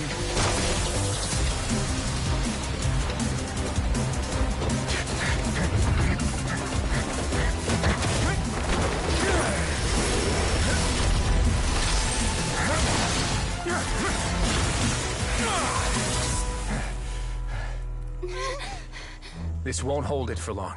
Find Neuvillette. Tell him the defenses are about to collapse. Then what will happen to you? Until he arrives, we're the last line of defense.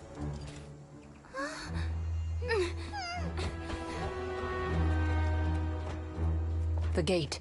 How long do you think it'll hold? That depends on us.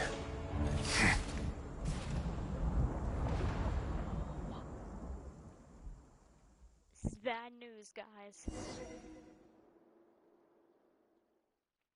That was insane. Holy crap.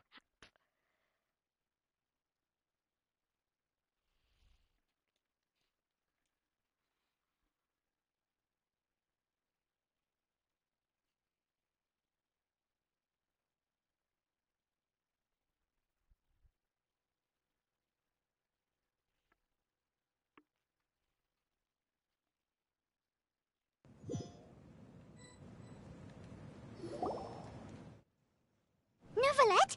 Why are you here? Traveler, I need you to head to the Opera House immediately. What? Farina will soon be meeting with the knave there. You must protect Farina, and make sure she doesn't spend too much time alone with her. Okay, Will do. You have my sincerest gratitude.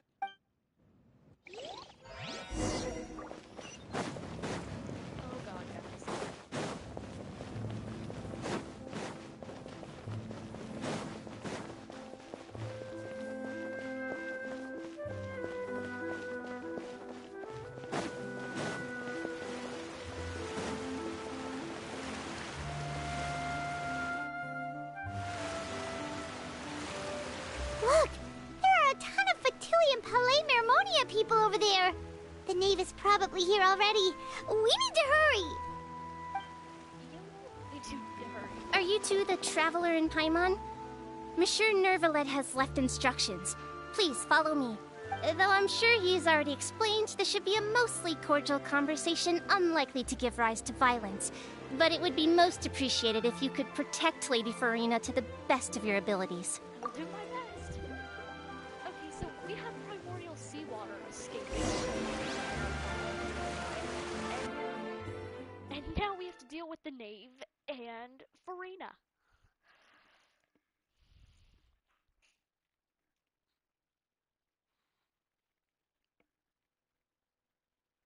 I'm on the edge of my seat. Well, no, I'm actually all the way in my seat, but I'm on the edge of it hypothetically. Oh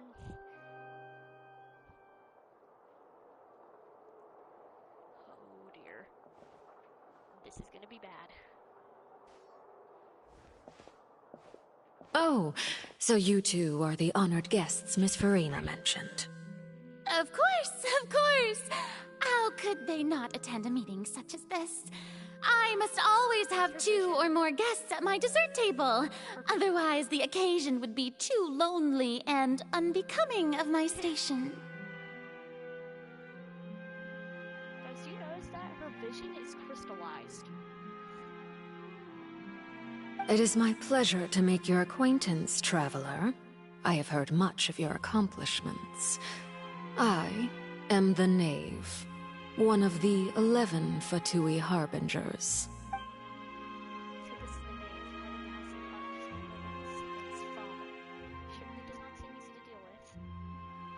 I've already prepared seats for you.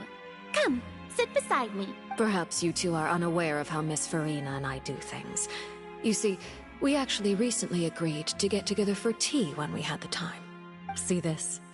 This is a limited type of confectionery that Miss Farina simply adores. There are only 16 slices sold every day. Here, why don't you and Paimon have a taste? She seems friendly enough, but that can't be that's all to her. The knave is a force to be reckoned with. We should be very cautious around her. Traveler, what do you think of this cake? It's pretty good. That's good to hear. So what Child said was on the mark after all. You do share a taste in desserts with Farina and I. Wait, Child I wonder how he's doing nowadays. You must have heard, right?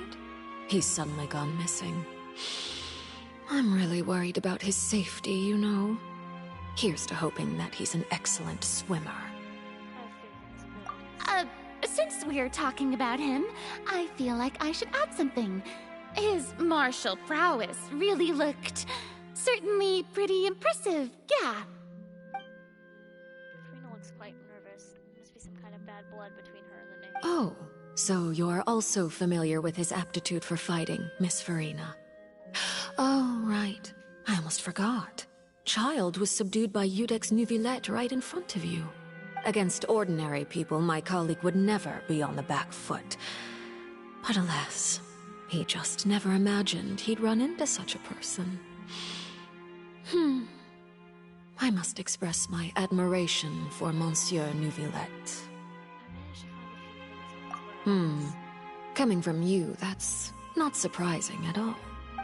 But I thought you would be happier to hear the news. Of course, but it's still a bit of a shame. You see, I would have been far happier had I received this news somewhat earlier. As you well know, a long time has passed since Child disappeared. Well, in any case, there's no need to worry. We know for sure that Child is still alive. Oh, and just how do you know that? Because, And where did he go after leaving the fortress? well? The fortress of Meripede lies deep beneath the waves. Ah, that is good news at least. His sister Tonya sent a letter to Fontaine not too long ago. Since he was unfortunately unavailable, I picked it up on his behalf.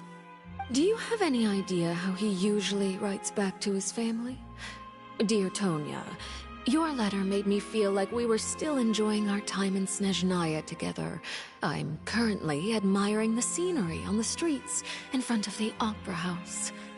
Is it something like that?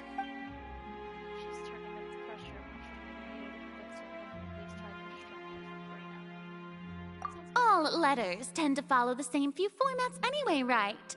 As long as the contents are accurate, it doesn't matter so much how it's written or how it's worded. Hold on. The water in the teacup is shaking. I suppose this is also a sign of things to come, Miss Farina. Huh? I don't quite understand what you're trying to say. Have we entered into the next stage of the prophecy?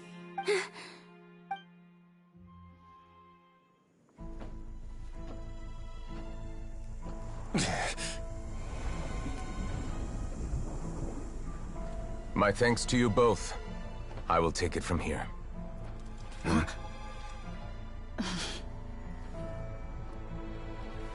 Sure you don't need a hand? Quite sure. Wow. So, what's your secret, huh? Let me guess.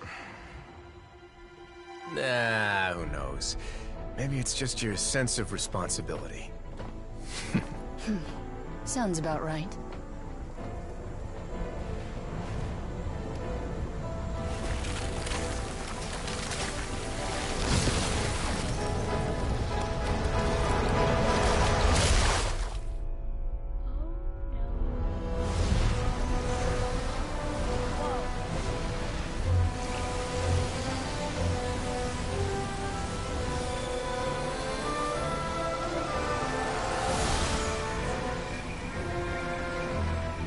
Day may come when the prophecy is fulfilled, and the waters burst forth. But it is not this day! This ancient power could easily obliterate an entire race. A tsunami of fury would unleash endless catastrophe.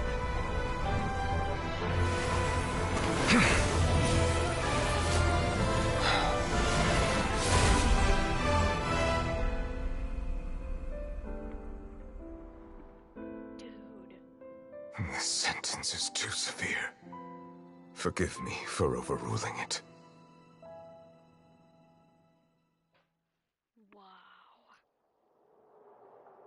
That was insane.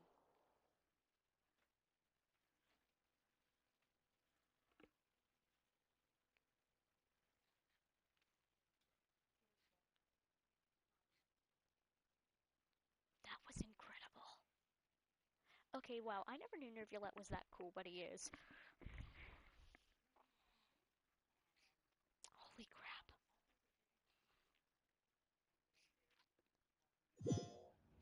I have no words. Alright. Seems like the problem inside has been suppressed. Let me guess, we're safe for now. Indeed. But only for now. I win this bet. You owe me a present.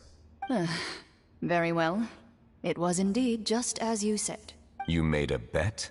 We made a bet on the size of your entourage.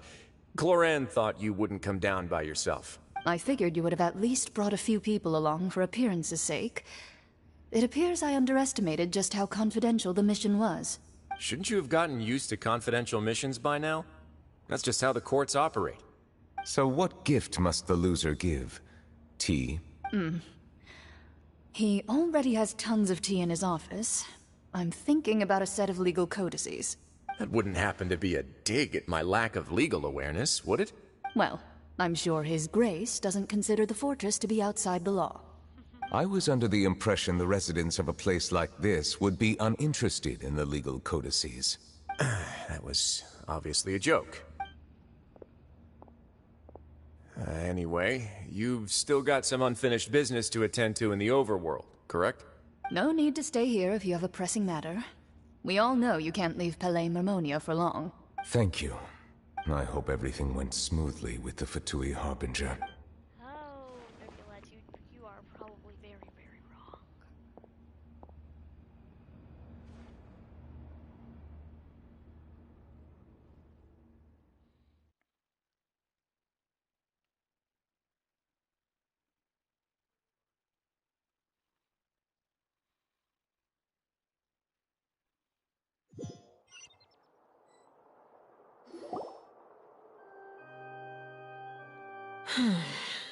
I must say, we've spent long enough playing house.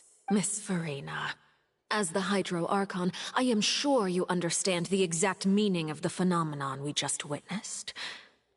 Or should I say, that's what I originally thought. But looking at your expression, was I wrong? And you haven't a clue? What are you trying to say? At this point, I don't think there's any more need to speak as diplomatic representatives. Allow me to speak to you now as just a Fontanian. You know the prophecy by heart, and also that every part of it is being proven true. Yet, here you are relaxing, drinking tea, and eating desserts as if it's all nothing more than a few stray bugs in your garden. Do you really think that's acceptable? The prophecy's hanging above our necks like a guillotine. Every faction is looking for a way to either avert the disaster or save their own. Even the orphans of the House of the Hearth have devoted everything to saving their homeland. But you? It beggars belief just how nonchalant and carefree you have been. From the very beginning, you, the god Focalor, you have utterly failed to take action. You're wrong. I've never ignored the prophecy, nor have I just been passing the time in self-indulgence. Retract your accusation and stop doubting the wisdom of the gods with such absurd conjectures. I am not alone in my doubts, you know. All the children of Fontaine may be harboring the exact same thoughts right now. Oh, great Hydro Archon. How are you going to save them? Save us? How are the people you've sworn to protect supposed to survive in a land that will soon disappear beneath the waves? I have my ways, and I've been working on them for all this time. Even if you look down upon me, you have no right to judge me. Fontaine will be saved. Even if I still cannot see the true future right now, as long as I continue on as I am, I will be able to hold my head up high! Farina's not acting like her usual self. She's acting serious. She's actually seriously refuting Renee's accusations. She means what she says. She's not putting on a... Then I ask you, Miss Farina, just what have you been working on? Where can we see it, and what is it doing to help? I... So it's all a lie? Can she really not tell us? She's so full of conviction right now. She's deflated like a hot balloon. My machinations are just like the prophecy itself. They will only reveal themselves at the fated time. It is just that beings like yourselves are unable to perceive them as of yet. I see. As a god, the proof of your labor always lies beyond prying mortal eyes. Allow me to be so bold as to ask another way. Would it be possible for you to tell us the parts of your plan that are not confidential? Such as your emergency response plan for the impending disaster? An emergency response plan? Oh, that look in your eyes. Have you not even prepared one of those? The emergency response plan is also strictly confidential. Then allow me to jog your memory. Miss Farina, what is the purpose of your Oratrice Mécanique d'Analyse Cardinal? And what do you plan to do with the massive amounts of indemnitium that has accumulated over the years? The Oratrice? It's just like it appears to be. So you also have no idea. If I'm not mistaken, someone's using it to prepare for something. But unfortunately, it would seem that someone is not you, Miss Farina. I first caught wind of this when Linny tried to investigate the Oratrice in the Opera House. You see, even just getting close to the core contaminated him with an extremely large amount of indemnitium. But even if that had nothing to do with you, then what could you possibly be working on, oh great Hydro Archon? Oh, right. I almost forgot. Udex Nouvillette is not at the tea party with us today. Miss Farina, I suppose you must have ordered him away to take care of some troublesome business. Yes, that's exactly right. Please keep it a secret for me. Of course I will. Although, I must say, Miss Farina, you seem quite insecure without the Udex by your side. Oh, very well. Let's stop that conversation here. There are still a few slices of cake left, so please, help yourselves, everyone.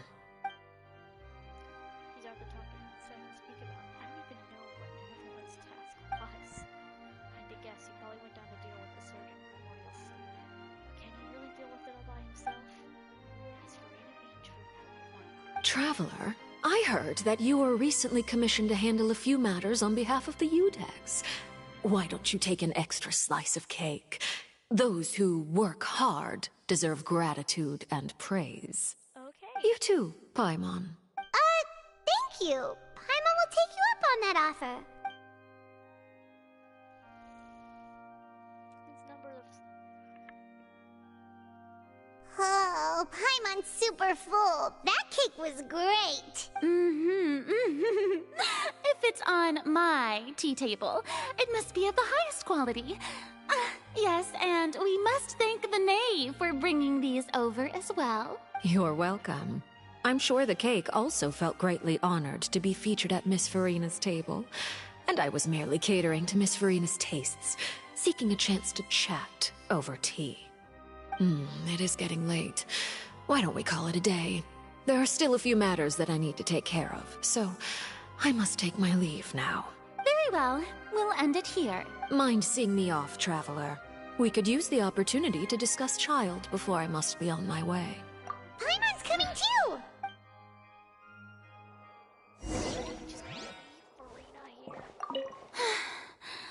The tea party turned out to be even more difficult than I'd imagined.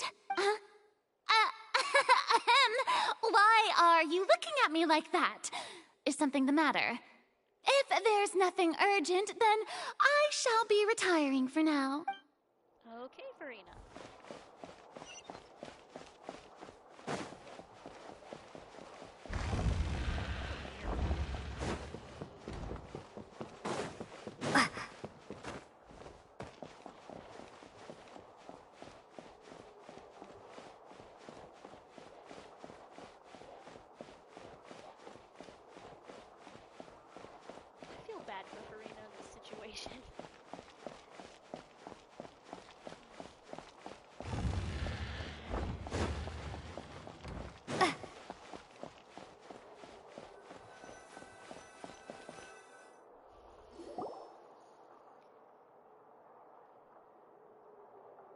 I'm glad that you were willing to come with me. Of course, Child was just an excuse. I have no interest in your dealings with him. That's what Paimon thought. What do you want to say? You lent your aid to the children of the House of the Hearth. As their father, I would like to express my gratitude. That was all. Formal topics should be discussed in formal settings, and informal topics in informal settings. I know you just returned from the fortress of Meripede. Relax. I have no intention of trying to get anything out of you. Linny, Lynette, and Fremine are still there, and I trust their judgment and abilities. They've all been working very hard and have always done all they can to fight back against anyone who tried to stop them. Especially Linny. You mean Ridesley. He's a tricky one to deal with. It's unfortunate that Linny's so eager to prove himself that he can't learn to rely on others, including me. By the way, and you can just consider this a bit of idle gossip, but what's your impression of Furina? You are outside of our disputes, and the freest person in all of Fontaine, able to move around most easily. Allow me to share my perspective with you. And that's everything that happened during the trial. Master Child was declared guilty and immediately transported to the Fortress of Meripede. Didn't he say he was coming here on vacation? Does he not feel an ounce of shame for all the trouble he has caused? Forget it. He did give us an opportunity. I will be meeting someone shortly. Do you require help with any preparations? No need. I will take care of it myself. I need to meet with Furina, the Hydro Archon. She is at the heart of Fontaine. But what's fascinating about her is that she often seems more like a celebrity than a working Archon. Oh? Come over here, you little critter, you!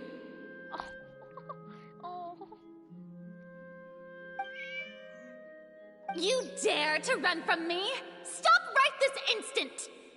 My goal is just to discover the location of the Gnosis. But I didn't expect the chance to approach Furina to be handed to me on a silver platter. This is so easy, it's actually making me a bit suspicious. Anything left unguarded is usually just bait. But no one will blame someone for taking the bait. After all, from the moment it was attached to the hook, the bait is meant to be sacrificed. It's just as I guessed in the second before I struck. The Hydronosis is not currently held by the Archon. In fact, this Archon doesn't seem like a god at all. And I sense that she's under some kind of curse. Who are you? And what are you trying to do? Please don't kill me! I'm begging you, please! The fear in her pupils is genuine, so perhaps she's not bait after all. Either way, targeting her has lost all meaning. I left the scene with ease. Nobody came looking for me, and nobody could serve as a witness to my near assassination of Focalor. I suspect even Furina dares not mention this incident to anyone. Not long after, my informants confirmed what I had guessed. After returning to her quarters, Furina quietly cried alone. She was so scared that she could not sleep that night, nor could she even bring herself to eat her cake. There's no doubt that there's something wrong with her. I began to entertain the possibility that she is not the true Hydro Archon. Perhaps Eudex Neuvillette is actually the genuine article. That would make sense. I have to find the Gnosis. If the Neuvillette hypothesis is correct, he is probably in possession of it. Alternatively, it might have been hidden in a place that's hard for ordinary people to access. Yes, Father.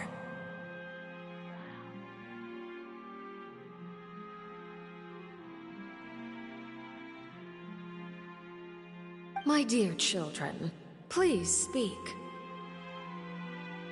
News from the Fortress of Meripede. Master Child has gone missing. On top of that, the contacts and guards we bribed at the fortress have all gone quiet as well. Probably the handiwork of that Wriothesley. I'm afraid so. This is a good opportunity. The value of a Harbinger is much higher than most would imagine. We now have an excuse to exert diplomatic pressure on the Fontaine authorities. Set up a meeting for me. I would like to meet the Hydro Archon and Iudex Neuvillette. Oh, and I have an additional mission for you three. Yes, Father. Tartaglia's disappearance was not a part of my plan, but I can use it to make a breakthrough. With this as my excuse, I can ask for an official audience and continue my investigation of Farina and Iudex Neuvillette. The initiative belongs to the House of the Hearth. My wish to investigate the fortress of Meropide will be a front. Lenny and his group will be responsible for the actual intelligence gathering.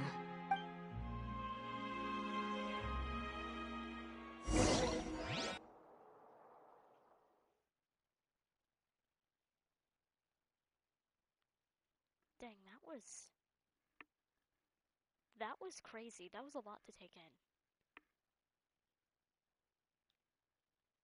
I don't even know how to respond to that. That was insane. Okay, Farina may not actually be the true god after.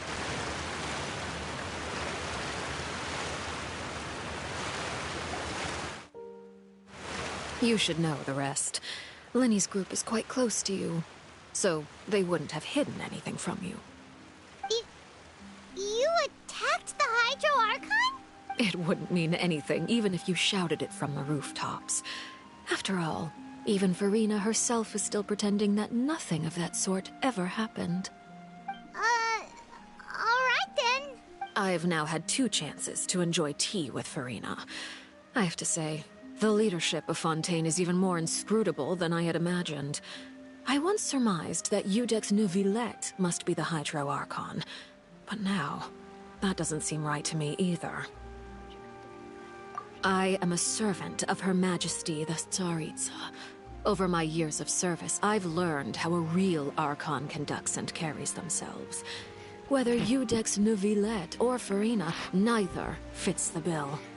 It's hard to imagine either of them as the Archon. Of course, that is all just how I feel. Gut feelings often do not require justification. It is, however, quite amusing to me that after all my years working in intelligence gathering, I've come to realize I am at a complete loss regarding the identity of the god of the land of my birth. Don't you think Fontaine is quite intriguing? A catastrophe looms, yet many secrets have yet to rise to the surface. It looks like Fontainians will have no choice but to save themselves.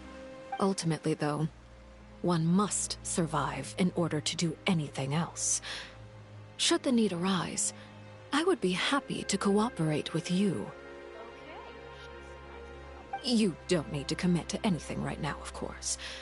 I have a feeling that the situation will continue to evolve, and as your name is often connected with noble deeds, I'm sure we will work together someday. He certainly returned quickly. You must want to catch up with each other, so I'll leave you to him.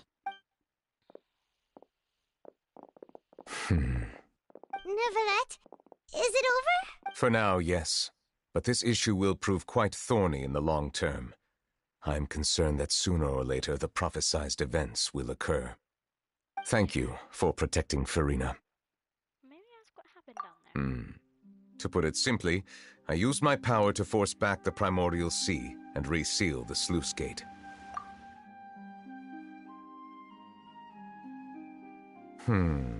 So as expected, the knave has turned up the pressure on Farina. She's trying to feel her out, though I'm still unsure as to her motives. Permission granted. Whoa. It can't be that you're the real Hydro Archon, right? But that's just a speculation on our part, though. You can't tell us? Then that's okay. We can talk about something else. We won't try to force you. You guys in Fontaine are super strange. If by the phrase, you guys, you are referring to Farina and I, then although I'm not sure just what you are trying to imply, I must clarify that I do not share her positions on a multitude of topics. I believe so. The fortress has a long and complex history. It has seen much grief and suffering. And now, another catastrophe will soon be upon us. I mourn this turn of events. Huh? Why is it raining all of a sudden?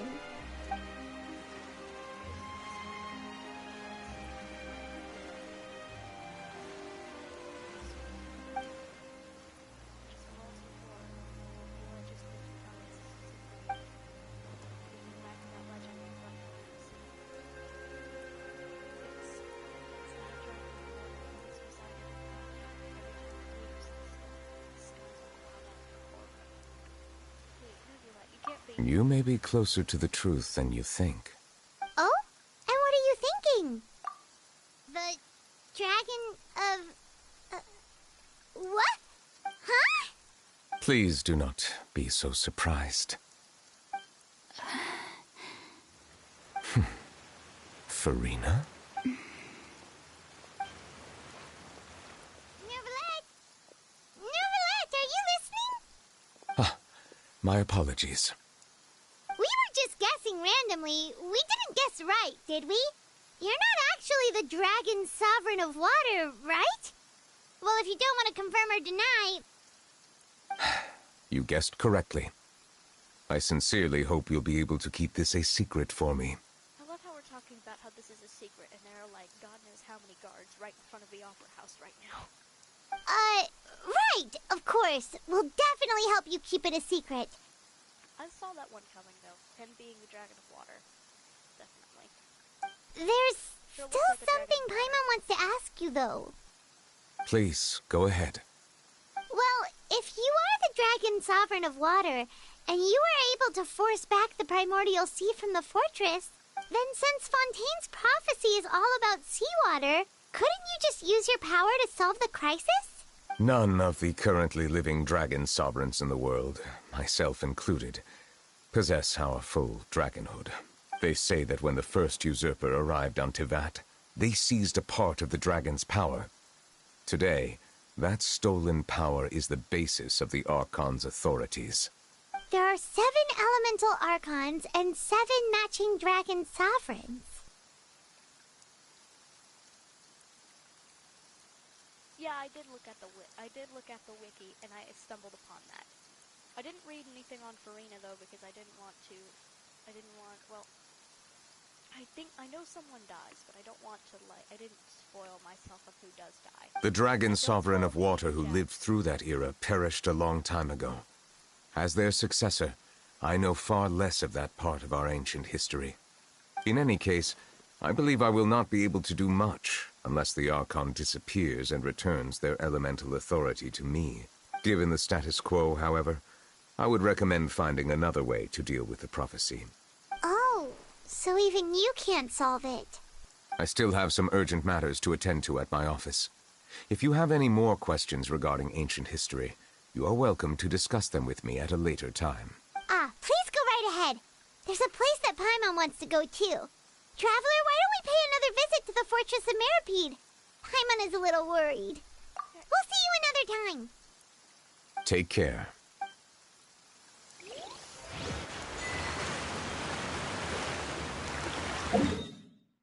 Alright. We need to check what's going on in the fortress. Now, I wanted to do Masquerade of the Guilty today, though, because of how long this video is already, I think I will be doing that next time I stream. So let's finish this one up real quick.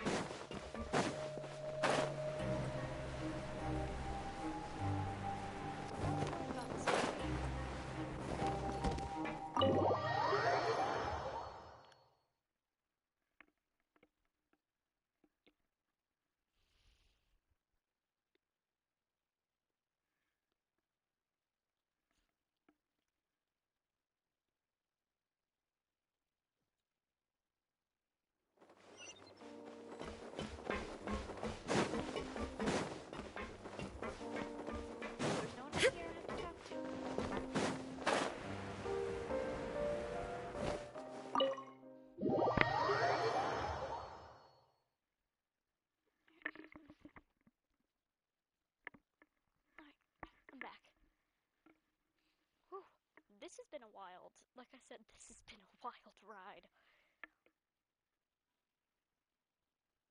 I think this is my longest stream yet.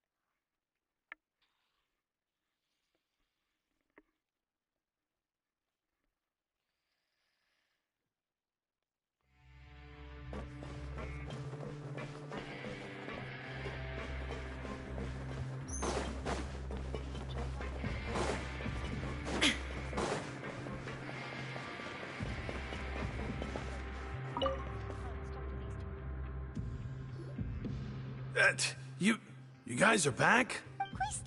Macaroon! You guys didn't get caught and thrown back down here, right? Huh? No, not at all. Ah, and here I thought you'd managed to escape from jail during all the commotion. I'd held you up as legendary jailbreakers, but now you're telling me you just never left? We're sorry, but we just had some business to take care of. All right. There's no need to get caught up in the details. We're just relieved to see you. He was super worried about you, you know. Hey, it wasn't just me. Weren't you super worried as well? Something like that, yeah. I was also transferred to work in the kitchen a few days ago. I can still hear Quisto mumbling to the carrots. Are those two all right? Do you think they made it out alive? Whenever he'd say that, I'd tell him I'm sure they're fine. Wherever they are, they're kicking back with drinks in hand, enjoying the lovely scenery. Hey, there's nothing wrong with worrying about your prison pals. Is there?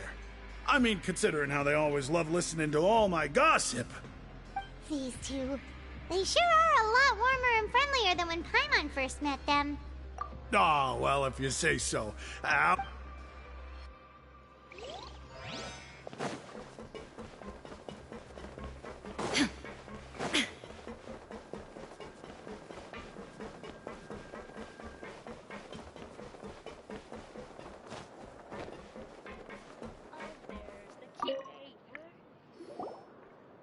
Sijuin!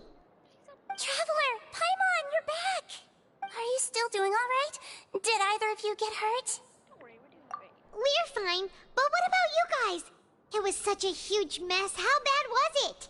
A few people sustained superficial injuries, but that's about the extent of the damage. Monsieur Nervulette paid us a visit. It was all thanks to him that we managed to suppress the crisis for the time being. Of course, we must also thank you for the help you provided. How did Nervulette know that he was needed here? Well, Monsieur Nervulette has strong resonance with the hydro element. When the water level rises, he can feel the waves produced. I ran into the bombshell bros while bandaging the injuries of the wounded.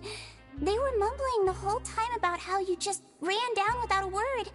I'm so relieved to see that you're both alright. If you're not too pressed for time, please stay with us a few more days. Just let me know if you get a craving for any particular dish, so I can have Mr. Walsey get your meals prepared. Oh, and please feel free to visit the infirmary for a break at any time. I'd like to take the opportunity to spend some more time observing your facial muscles as well. Your happy smiles are quite contagious, you know. They're so memorable, and I've missed them immensely while you were gone.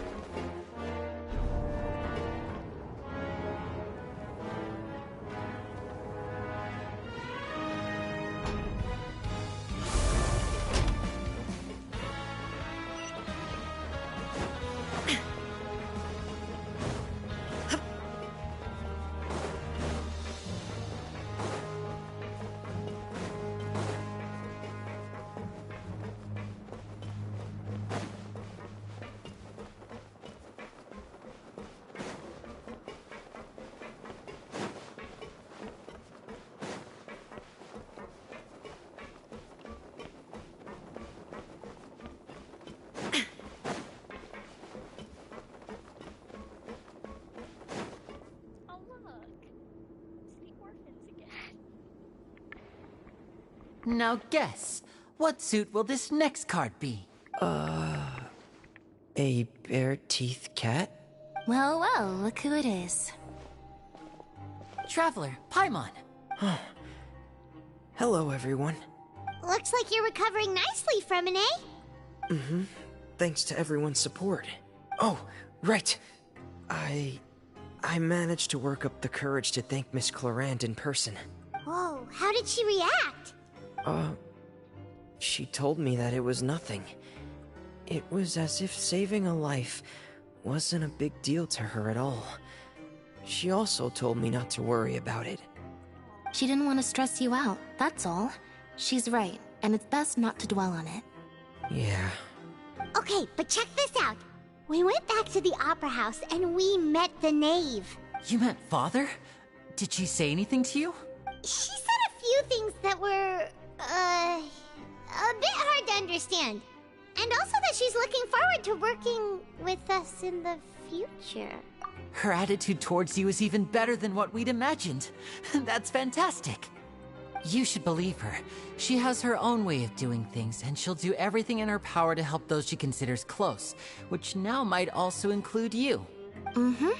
Father is very capable, and also trustworthy. Oh, Paimon just remembered that she thought Lenny was a bit too proud as well. She said that you should learn how to rely on others sometimes. Got it. That does sound like something that Father would say. Hey! Are you going to stay here for the next few days? Looks like it, yeah. Excellent. I will host a tea party. For real? Then Paimon wants another serving of cake.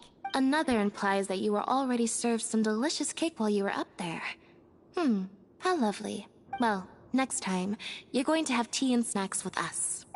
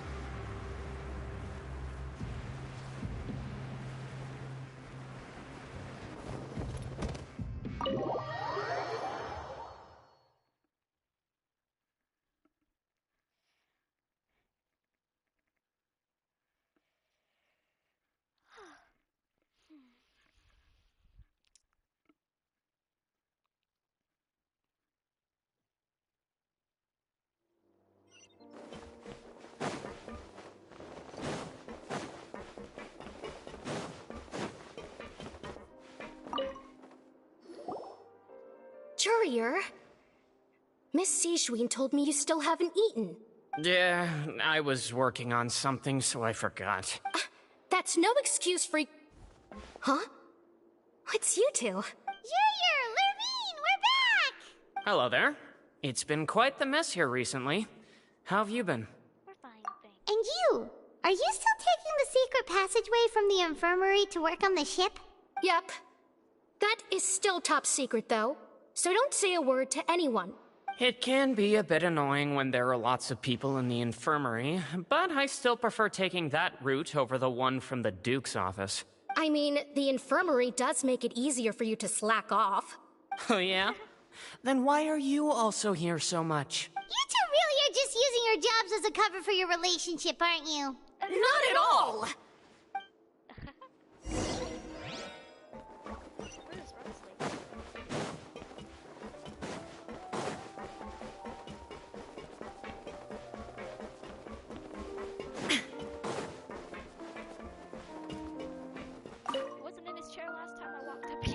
Do my eyes deceive me, or did I just see two inmates come back after making it to the surface? Some strange winds blowing of late. We wanted to see how the fortress is doing. Is everything still alright? We're fine, for the most part. Neuvillette came down and took care of the worst of it. If that's the case, why don't you just ask him to stay here? Oh, yeah, what a brilliant plan. Let's go convince the Udex himself to exchange the courts of Fontiane for a puddle of water in the middle of nowhere. He came here in a hurry and left without even stopping for a cup of tea. He did remember to take Miss Sijween's gift with him, though. He sure sounds super busy. Miss Clorand has left as well. She also took her gift from Miss Sigewinne. Were the gifts milkshakes? Nervalette got the milkshake. Clorinde received lipstick instead. Those aren't even remotely alike. Well, it's Nervalette's own fault for making Sigewinne worried about his health by working so much. But besides that, our head nurse is still pretty fond of picking out beauty products for the ladies. Oh, and I have some gifts here for you as well. Are these from Sigewinne too? Nope, they're from yours truly. You've already wrapped up your work at the fortress, so you can return to the surface at any time. You haven't yet served your full prison term, however, so you may continue to use your cell until your term is up. For real? Then we could stay here for a really long time? You may access the cafeteria for free. Hooray! Just remember to come complete your paperwork once it's time for your release.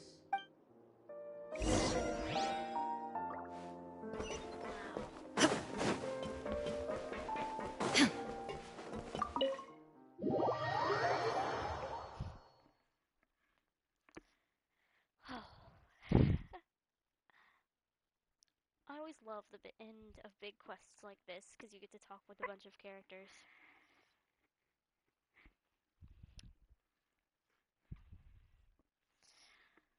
Boy, this has been a long stream, and I've enjoyed it 100%.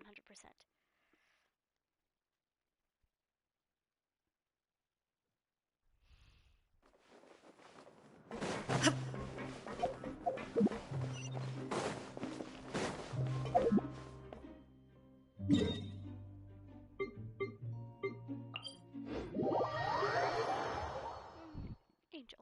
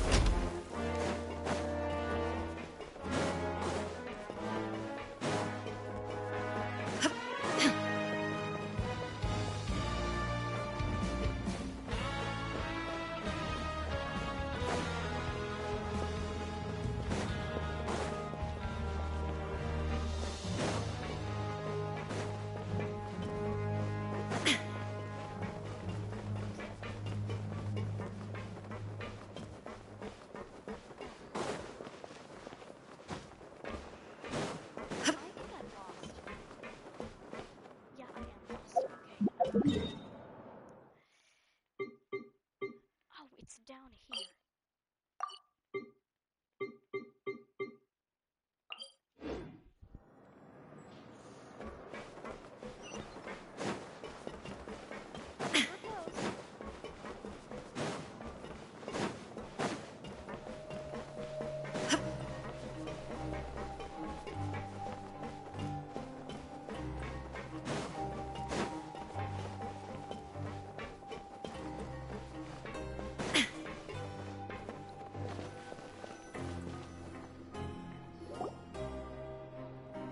We're back in our cell again. We're no longer prisoners, though, so it really doesn't feel the same. Sure feels that way. But the truth is, we never did anything bad to begin with, so I'm not sure why we put so much pressure on ourselves. Huh? How did you know? Hey, that's not true! Alright. Okay, Paimon just wanted to say that we really are an amazing duo after all. It's like, we've now gone to so many places together and become friends with so many people. We've never stopped traveling or stopped meeting new friends. There are so many bad things in the world, and we're just two people, but we've still been solving problems no matter where we go. Isn't that pretty cool? You're counting Paimon today? Aren't you the only adventurer here? Being a guide counts too. Then let's ask Catherine to give Paimon an adventurer handbook as well. Paimon will also be an adventurer from today forward. Just our thoughts making Paimon giddy. Paimon's gonna crash, so you sleep soon too. The last time we fell asleep here, we woke up to a whole mess outside our cell. The primordial seawater nearly rose up. That was so scary. We should be safe now, right? We'll be safe, don't worry. Alright then, good night to you, traveler.